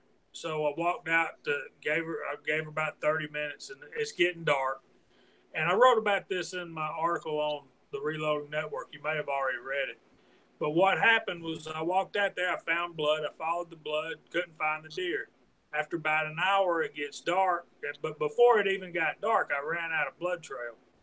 And I thought something like that. For a hunter, that is your worst case scenario. So the next morning, I come back, and I got my stand before, a different stand, and got there before daylight and hunted until about 9:30, at which time I got down. I hadn't seen anything. And I went back to where I shot that deer, and I followed that exact blood trail again. Still no deer. I found hair. I couldn't find the deer. So I'm like, well, she either gone somewhere and died and the coyotes have got a good meal, or I've injured an animal that's out there suffering. Later that same hunting season, probably 3 weeks later, I found that same deer come out in that same field at about the same time of the day. And the reason I knew it was her was because right under the front shoulder, there was a big swollen up patch right there. And that deer lived. And I seen her later that year, and she survived. She's fine. Probably went and had babies.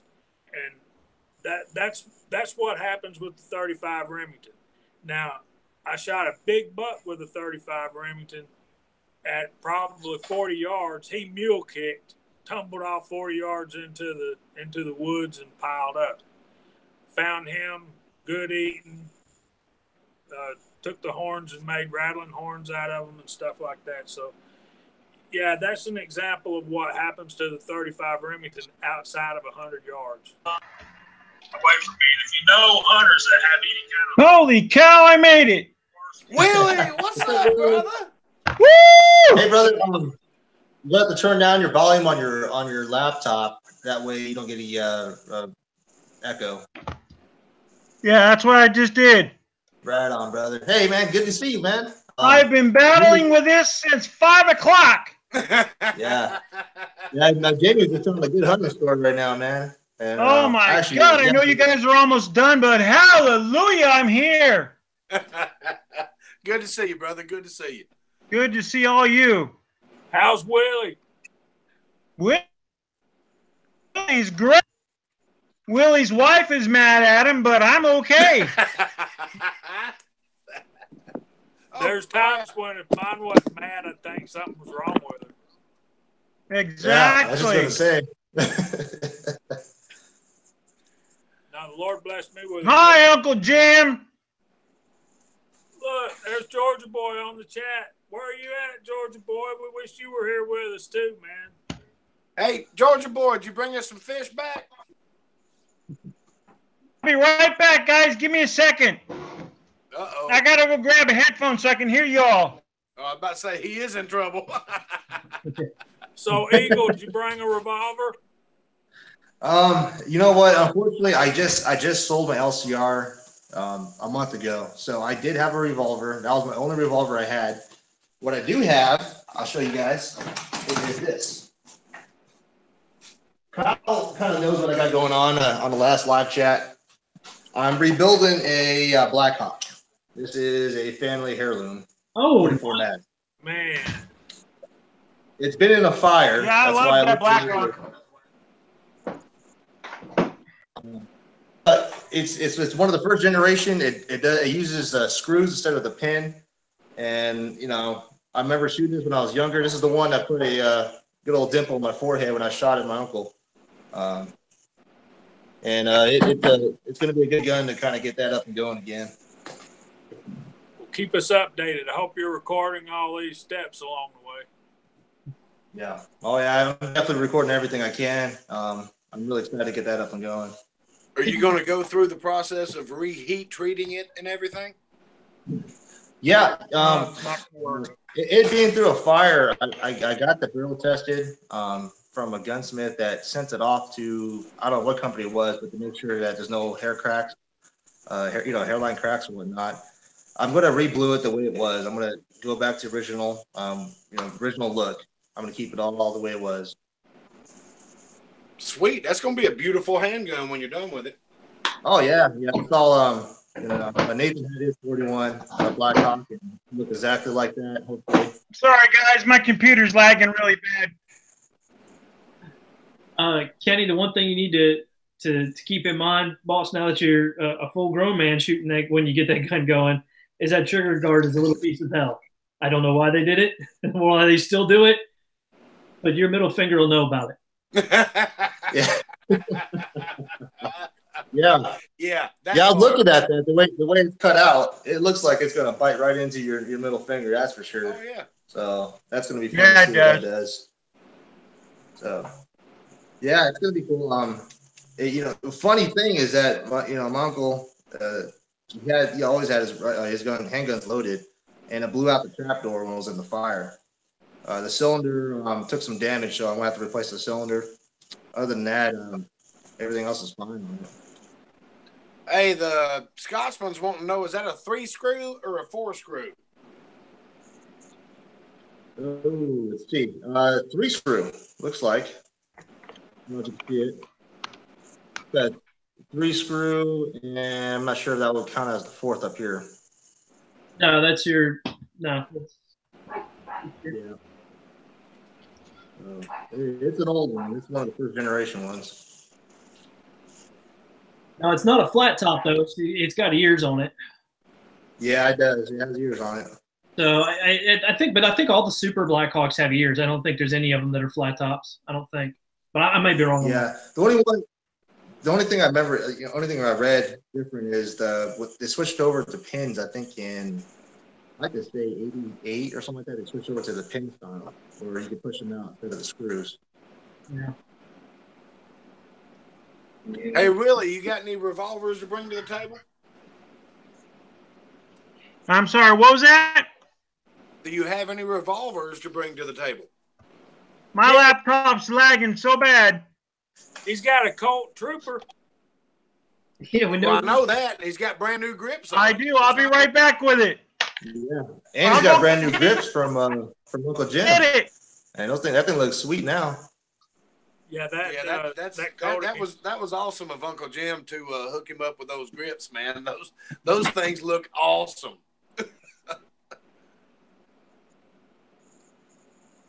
Oh yeah. You know what? I'm gonna take you up on that offer, Crazy Scotchman. I do need help trying to find some parts for it, so thank you for that. And I'll give you a contact info. That way we keep in touch. I'm telling you, man, the Crazy Scotchman. He's one crazy guy. He's been more than helpful. He does a lot for the gun community, and he helps a lot of folks here. If y'all don't even go in there and watch some, he does live chats every week. I think one's on Sunday and I think one's on Tuesday, maybe. But he does them live every week. He's always got special guests and everything. He talks about some really crazy stuff, and he's a really good guy. I mean, I can only think of about 3 other people in my life that are more generous than this guy. I mean, he's done so much for the gun community. Everybody needs to go check him out. Absolutely. And we have 10 viewers, was 12. I don't know if any of you guys aren't familiar with the Reloaders Network, but I want to plug that right now, just in case you aren't. The reloadersnetwork.com, and that's where all of us are a part of that. And you can catch articles and links to everyone's videos, and you can also hit us up and ask any questions. Go ahead, Willie. Okay, the only one I got is that's the only revolver. Now, this is the grip Uncle Jim just gave me, and it's great.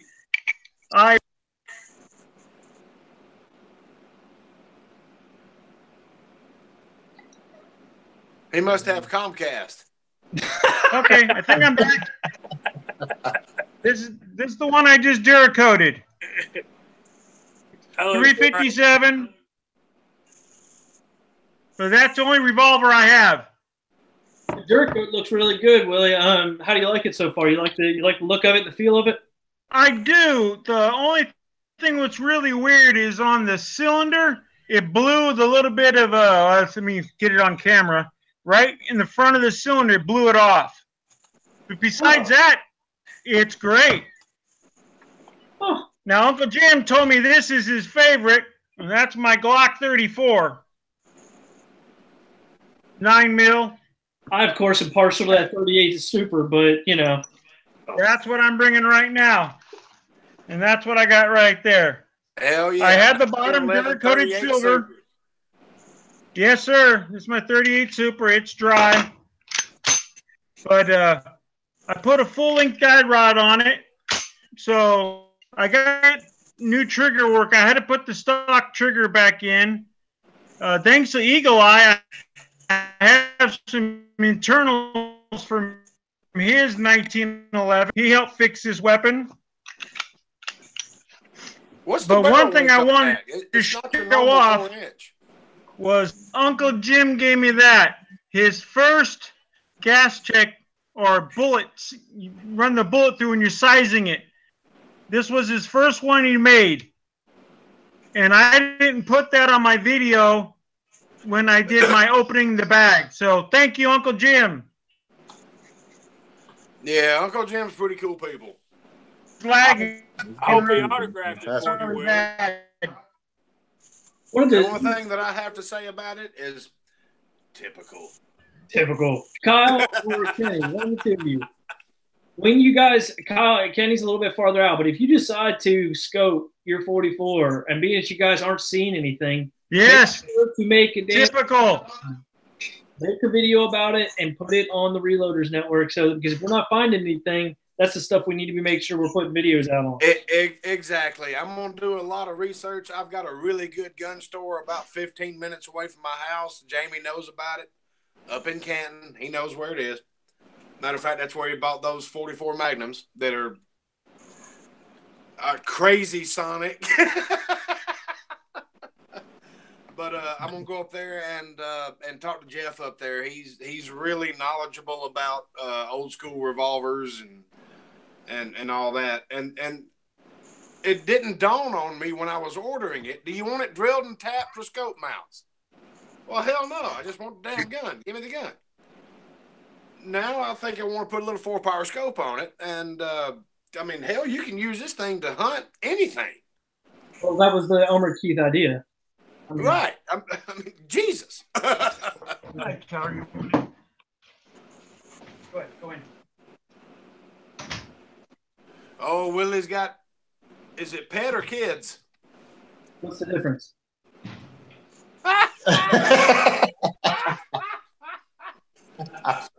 Yeah. That is I'll call my wrong granddaughter. on so many levels, but it's right on so many levels too. Well, actually, I can tell you one difference is my dog has been sitting right next to this chair. She got up and got water and laid back down. She's been quiet the whole time. That is very unkid-like. Well, it's very unpet-like as well. My dog's 200 years old, I think.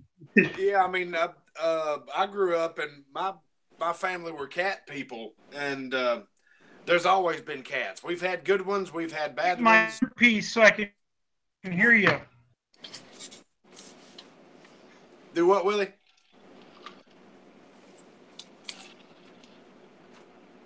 Nah.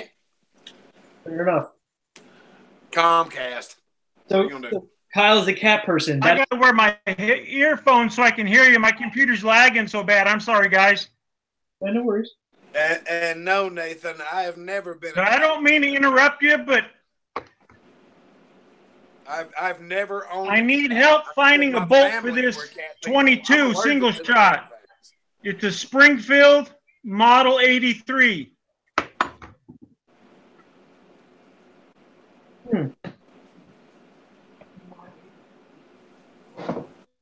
I'll work on Springfield that. 83. Okay, hang on. Everybody needs to stop and wait for everybody to catch up, and then we can start over. I think I'm what really it is. sorry, guys. The lag is so bad on my end. Yeah, I think Willie's actually watching YouTube.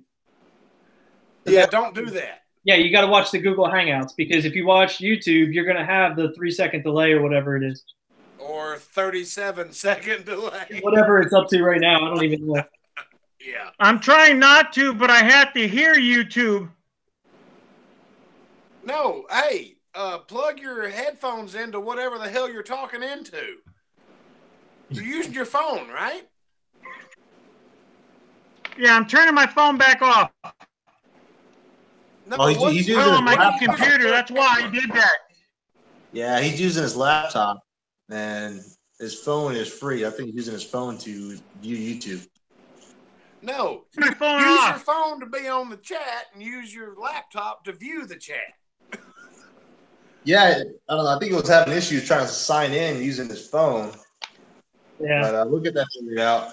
He's got Asian here helping him. I think that Springfield 83 is the exact same as my Stevens. I think it's the same gun. I believe it is, but I can't find the bolt for it anywhere.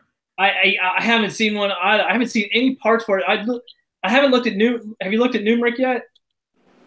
Where? Numeric Arms. No, I never heard of them. I'll write that down. Yeah, that's for older gun parts and stuff. That's who I usually end up going to because they bought out a lot of places over the years. Give me just a minute, guys. I got to go check out some funky noises outside. I don't know if it's storms or what. So give me 1 second.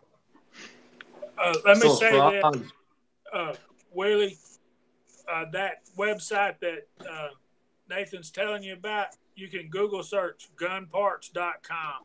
It's the same company. Oh, okay. Yeah. And I've bought, great, thank you. I've bought lots of stuff for them. Matter of fact, I've got to have an ejector for a 336 and 30. And I got one more revolver to show you guys if y'all can stand it. And we're getting close to time to needing to wrap this up. You ready? Yes, sir. Yeah. I've shown some of y'all this before. This is the one I named my channel after. This is the Smith & Wesson 586. I've talked to Scotsman about it. I bought this gun in 1988, and it is you put the cylinder down, and I know you can't see it, but it's 586 with no dash. So this is the real thing.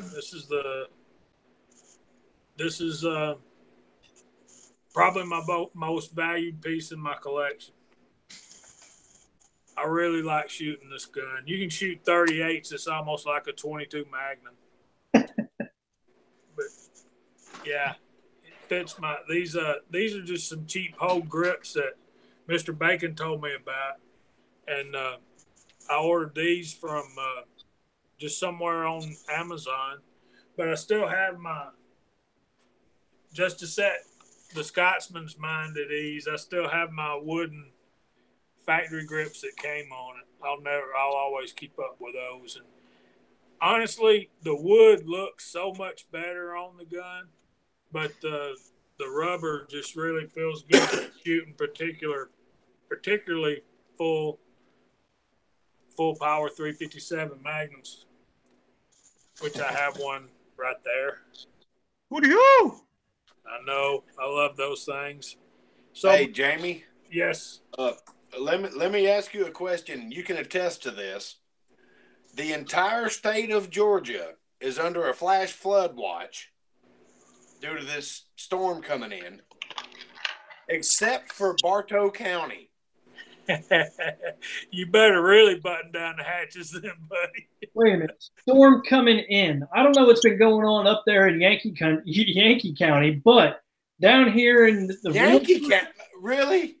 Down here in Real, Georgia, it has been raining for 3 weeks. Right. I've been saying forever, it never rains at my house. I can watch it rain everywhere. I live on top of a mountain. I can watch it rain everywhere. It does not rain at my house. The entire state of Georgia is under a flash flood watch except for my damn county. Because the flood's coming from there. No, it has. I mean, not embellishing at all, guys. It has been raining every day now for 2.5 weeks, and that's what it does down here. I've been begging for rain, actually using my agricultural pump in my rain barrels, trying to water my grass so it'll grow and not die. I mean, I'm trying to put water on it so it'll grow so I can cut it. You know, it's turning brown. Send Oh, me my a couple lawn's of quarts dead. of water. That's what I need. Send me a couple of quarts of water. Good grief. Uncle Jim said mountain, huh? He's laughing. It's terrible, man. And I heard the local, Atlanta talk radio or whatever I listened to on the way to and from work to get traffic info. The weather guy came on. He goes, "Okay, the entire state of Georgia is flood watch except for Bartow County." And I was like, "Really? What have we done that's so wrong that can change weather patterns?" Hey, Kyle. Do what? What are those bullets you have back there in the back that are blue tipped on them? Oh, these? Yeah, those. They're just 300 blackout missiles. Oh, yeah. Sexy, sexy. Oh, yeah. I got about 6 more boxes of them in the gun safe. Well, good. I'll send you some zinc missiles, and you can shoot those out of it. I would love to have some zinc bullets just to try. I was wondering if you were actually using this exact same mold. Yeah, the Lee 230 grain. Yep, the missile mold. But yours are what, 110 grains or something? I can wait for you right now. Yeah, the ones he gave me, the ones he's talking about are. Kenny? Yeah, 136 is what I was measuring. Okay, 136. Yeah, I knew it was really low. Yeah, that's off the Wowee scale. So that is. It's either Wowee or Whoa or depends on who you talk to. All right. But hey, where the hell's it at? Jamie, that Smith 586. My dad had a Taurus copy of that. I mean, it's like kind of the exact same type gun, but it was in 32 H&R mag, and that is one of the nicest. So it made me fall in love with that form. I mean, I'm not trying to compare the Taurus to the Smith, but it really made me fall in love with the form. It also kind of enamored me to 32 mag. But I always wondered, what one of those things would be like. I've never had one of those. What's that? A 6.5 inch barrel, I believe, on that. 6 inch. 6 inch. Yeah, I've always wanted one. Those things are just gorgeous. The interest in the blue. The thing about Smith & Wesson and Taurus, and Scotsman, if he's still out there, he can correct me if I'm wrong, but Taurus is one of the largest firearm manufacturers in the world, as all y'all know, but they have fell into some sweet copyright plans and stuff. I mean, like, okay, Beretta had a plant there in Brazil supplying handguns, the 92s, for their military. Then when the gig was up, they left. Taurus bought the plant and the design and the plans, and they started making their 92. Excuse me, my dog wants to be out here. And there was a time when Smith & Wesson and Taurus was owned by the same parent company, so they got all of Smith & Wesson's patents and all of their designs. So you want to say hi, baby? if you get a Taurus handgun, I'm not saying it's the same as a Smith & Wesson. I'm saying it's the same design. Yeah. There's nothing like a Smith & Wesson but a Smith & Wesson. Well, the old Tauruses from the 80s, early 90s were pretty high quality firearms. So not only were they a copy of the because I mean they were made on the same tools. Come here. Right. Exactly. A lot better back in the late 80s, early 90s. So his is just immaculate. My mom's is too, the one that I had that I did those videos on. But I just love that blue one. And that's just a gorgeous gun, man. You're a lucky man. Your mom's the man, dude. I'm telling you right now. The shooting you're telling me she's doing, your mom is the main woman. Yeah. You can tell that this ranger said, "Hoo-ah!" Hey, you want to hear about a small world? Vanessa just said that her husband's from Dalton. Wow. Dalton, Georgia. Welcome, a division of Shaw Industries. Yeah, exactly. So how's he feel about carpet? But yeah, Scotsman said I was correct. But this little this little Taurus right here, it's an M605 357 Magnum. I think it's pretty much the exact same thing as Shut the door, Tim. Smith & Wesson J frames that they're still selling today. But you can feel this handgun. You can feel how tight it is. It's just a really nice, well-made gun, stainless steel. I really liked it when I bought it for the wife. Yeah. But when you sure it wasn't for you? No. You sure? No, I'm not sure. There you go. There you go, buddy. You know what was interesting that I've actually picked up and shot recently was the Kimber KS6. It's the revolver that Kimber makes, and I thought that was actually a pretty sweet looking, sweet shooting revolver. Isn't that the one with like the square cylinder? Yeah, and like I said, it's Kimber, which is a New York company, so they're not really into making revolvers, but that was their first revolver, and it came out pretty good. And I shot that recently at a gun range, and I thought that was pretty cool. That's what reminded me right there, that one you were showing there, Jamie. Yeah, Kimber makes fine stuff. Yeah, they do if you can afford them.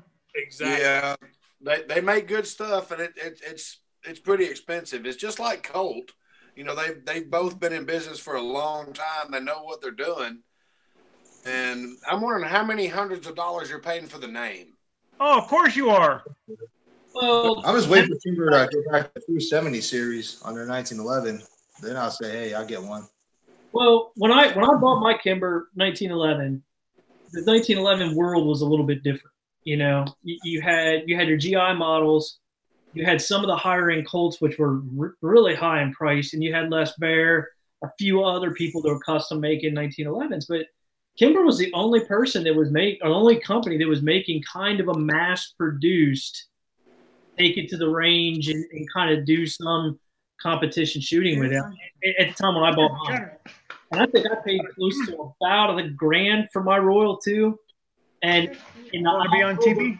And it's going up, like value has went up 3, 4, depending on how you look at it, sometimes $600.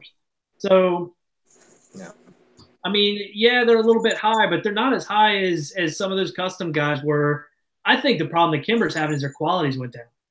I've heard a lot of people saying that their 1911s aren't, since they've now making, 4 or 5 different sizes of. Yeah, I heard the same thing.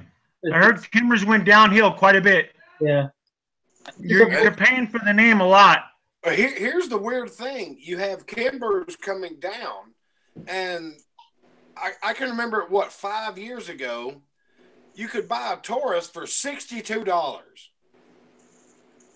But now Taurus went to the 1911 side, and my buddy's got a 38 Super 1911. He had to hunt and hunt and hunt to find it, and that is a damn fine firearm. Yeah. I got are great. You can rack it back. You can shake it. There's no noise. There's just enough clearance for everything to work. And that is one of the best shooting 1911s that I've ever shot. And hell, I've got 9 of them. I built the Gold Cup. Yes, a 70 series Gold Cup. I ever built one of those, and that to me has been one of the best feeling triggers I've ever shot. And I got to agree with Loads of Bacon. I've also, I really like Rock Island 1911. Those are made in the Philippines, and actually, those actually feel pretty good too. And I've seen. Yeah, that's my 38 Supers of Rock Island. Yeah, they shoot pretty straight. As far as that, as far as the few like that. Better than I do. I'll be the first one to admit it. I don't shoot pistols that great. George. Oh yeah, Rock Island's right up there too. You could have bought them for $50, and now they're $400. Which now I don't know where in the heck you were finding $50. Now I remember finding them for like $300, but not no $50. I was thinking that was like 1960s prices. I'm over exaggerating everything. Yeah. Rock Islands, and actually Worm's got a baby. I call him Worm. That's what we all call him. He's my 65-year-old reloading buddy that's about 4'2" and weighs about 90 pounds. So we call him Worm. He's got a Baby Rock 38 Super. He's got a Baby Rock 9mm and a Baby Rock 45. And all of those are very fine shooting firearms. And he's given me all of them. Here, you're going shooting this weekend. Take these down there and tell me what you think of them. Here's some ammo too. Okay. Oh, you're a lucky man. I just go down there and shoot his stuff. I mean, Georgia boy, I got a question for you. You brought up llama. Now I've handled the llama 45 from that, like I said, late 80s or so, and it was not a 1911. It looked like one, but parts won't interchange, anything like this. So it's not standardized 1911. Are they now standardized, or are you just making fun of it? Because I don't know. Because here's the thing: South American guns, 38 Supers are really prevalent in South America, and I love them. Oh yeah, they can't have 9mm. That's why. Yeah, I know. They can't have the military case. Exactly. Yep. They can't have a firearm that shoots a government caliber, so they can't have 45, 9mm, or anything else. 38 Nothing Supers like that. fly off the shelf. Yeah, and that's why I'm interested in South American type 1911 platforms, because I'll be able to find 38 Super easy. So if the llama's actually making stuff that's on standard, I'd look into it. So you're looking for 38 Super? Always, man. Always. I mean, right now, I'm spending my money on other stuff, but as soon as I have, well, you're redoing your house right now. That's the most important thing. Yeah. How's the reloading room coming there, Nathan?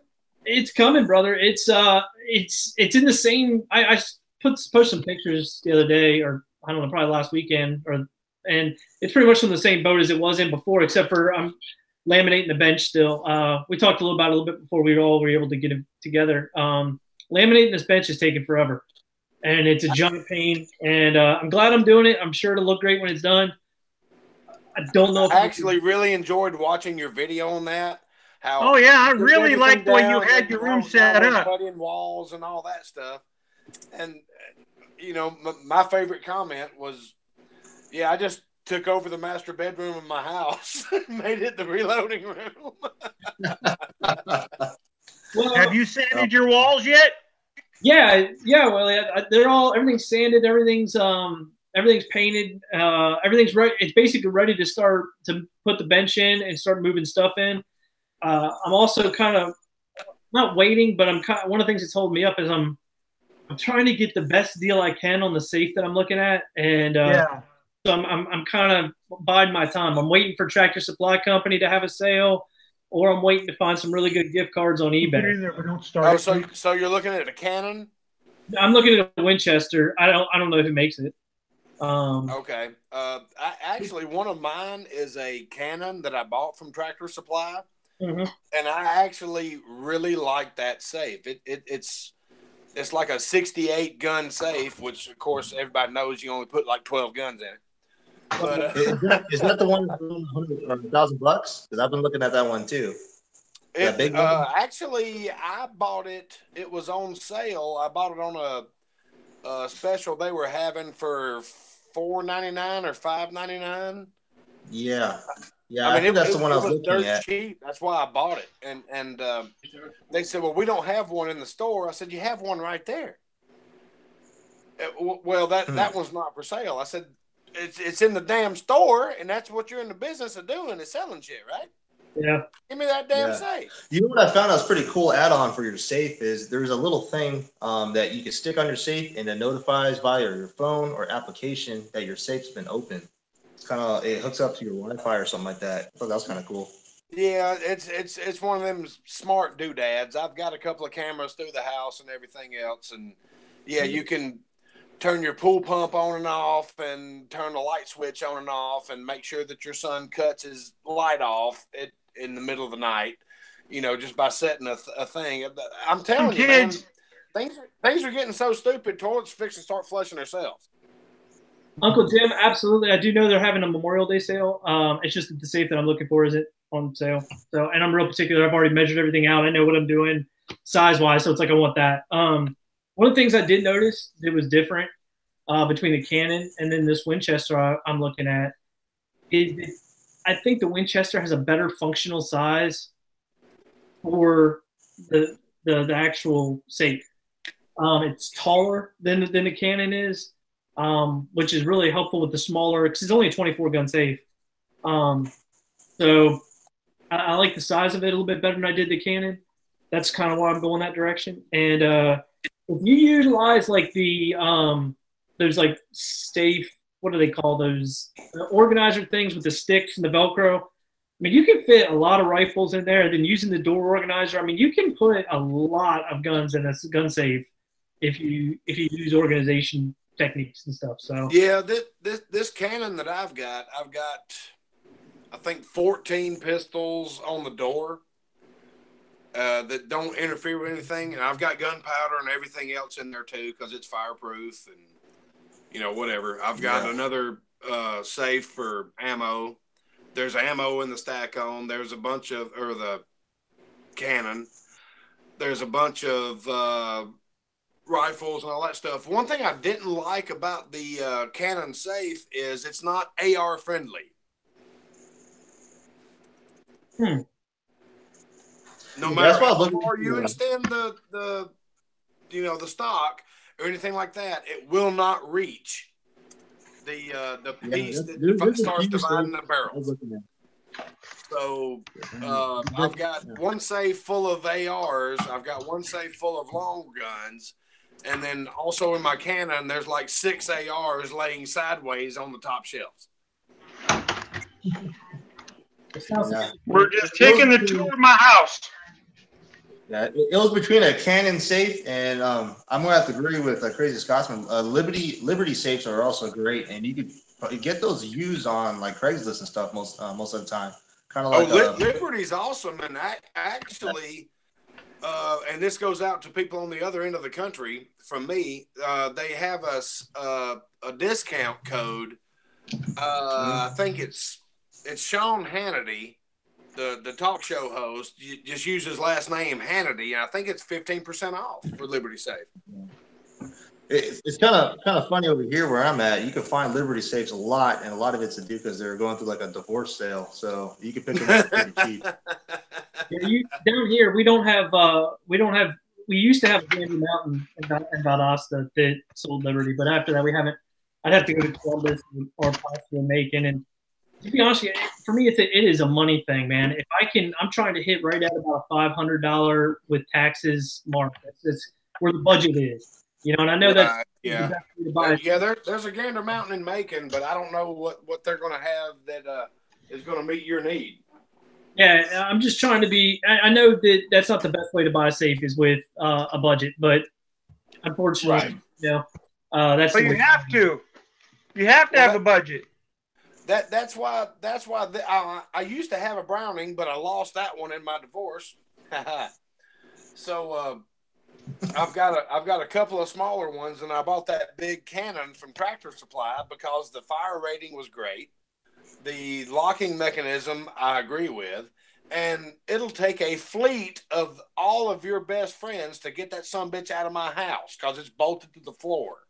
And I'm pretty sure that my neighbors will see you trying to get that thing out of there because you're not going to do it by yourself. It's going to take 17 people.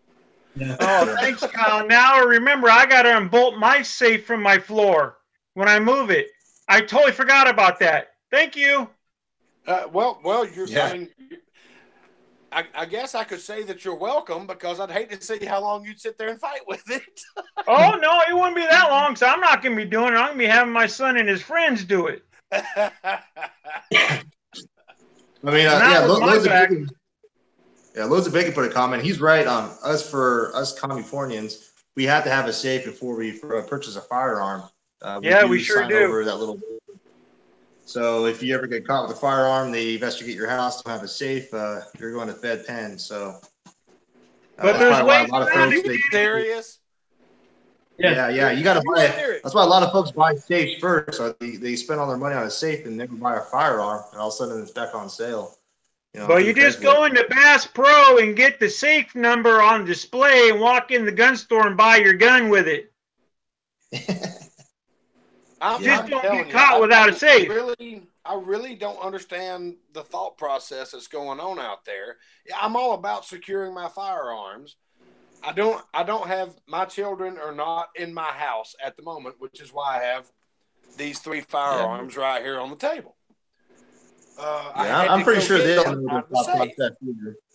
I have a safe for multiple reasons. It's not to keep my family safe or anything like that, because my children are schooled in gun safety and all that stuff. I keep my shit in a safe to keep intruders safe. It's going to take me a couple of extra seconds to shoot you. Yeah, that's what I got a dog for. Slow them down to get your firearm. Yeah, you got that big, beautiful dog, Kenny. Yeah. You see my little cockroaches, they'll just bark and let me know you're here so I can shoot your ass. What do you got? Yeah, I'll see if I can get her in. She's a full-blown German Shepherd, but she's white. I know you've got a nice brown cock. Oh, shit. You had to be here. That was not, that's out of context. Yeah, I know what he's talking about. Kenny told me he was going to put it on his shoulder, but damn. Yeah, you know what's funny? I was going to show up as a pirate, you know.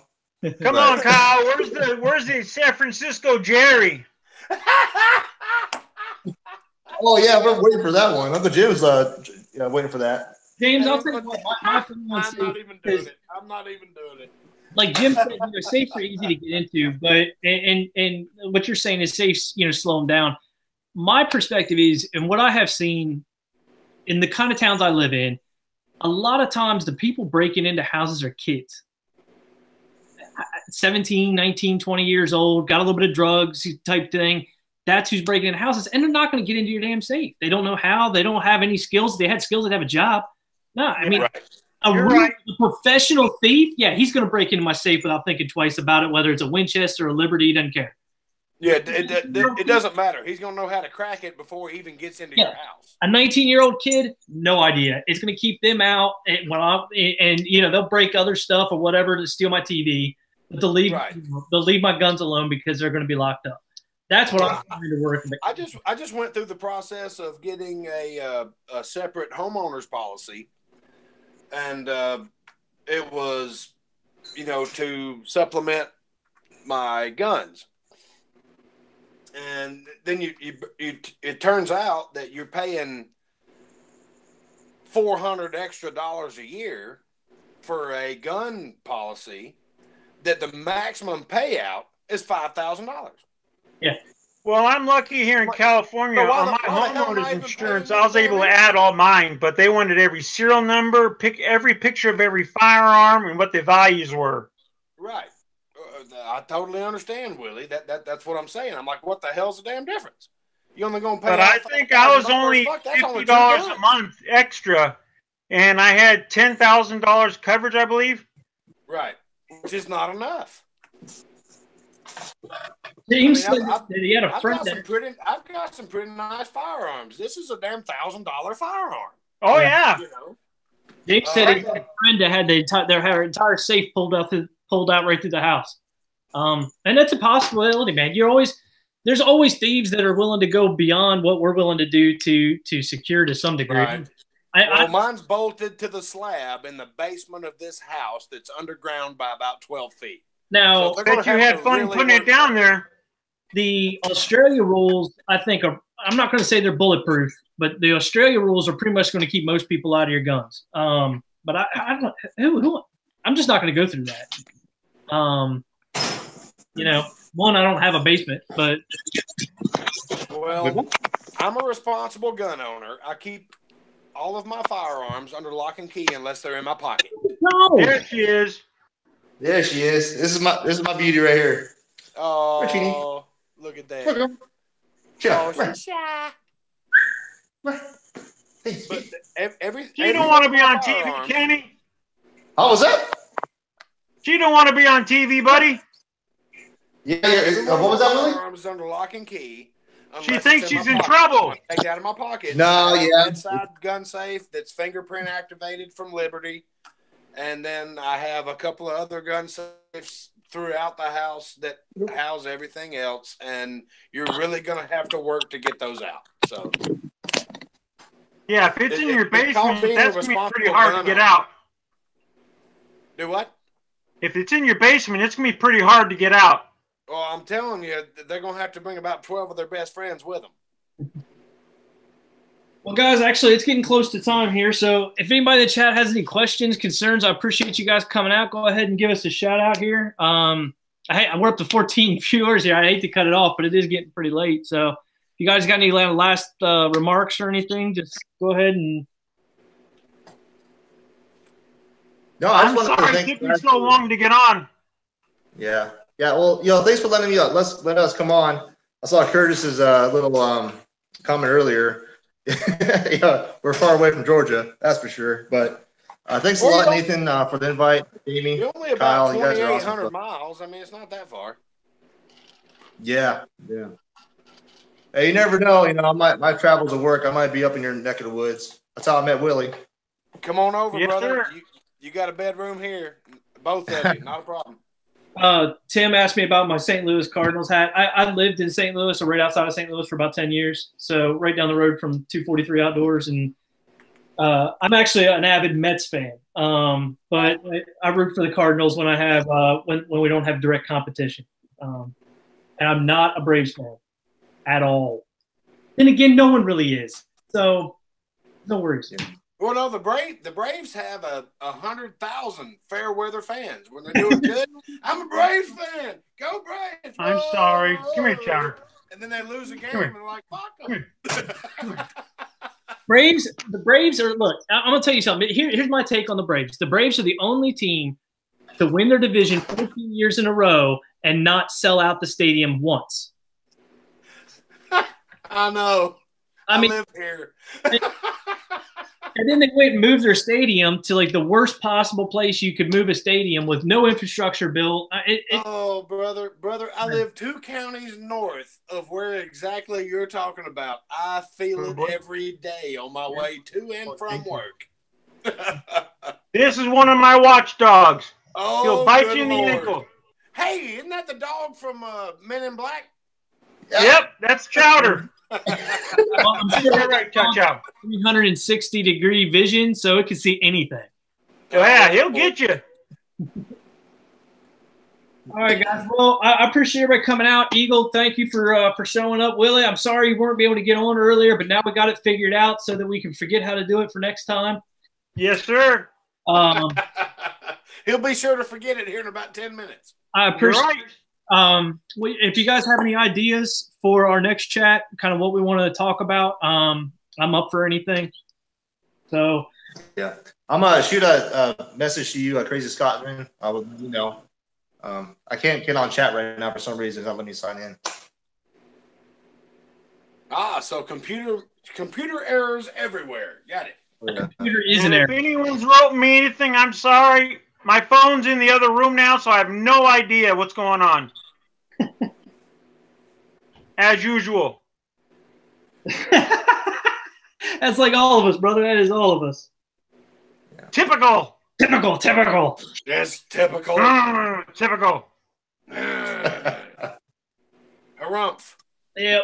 All right, guys. Well, I think we're going to sign out then. And hey, hit us up on Slack with any ideas, or we'll figure something out for our next time. I think, is everybody up for next week, or are we going to be doing the Reloaders Network? They're doing that on Saturday now, aren't they? I thought we were going to do it on Friday, then they decided Saturday. So I don't know if we're going to conflict with that. And is everybody available for next week? The weekend, I'm going to be in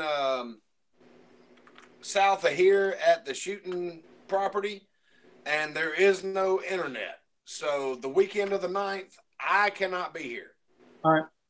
But you can bet your bottom on Monday, the, 11th or 12th, there will be a lot of videos. One of them is going to be in-depthly explaining my bullet trap. And I should have 1 or 2 more to go with it, with different designs that could be lighter and cheaper and everything else, because I've been playing with that stuff too. Yeah, that'd be great.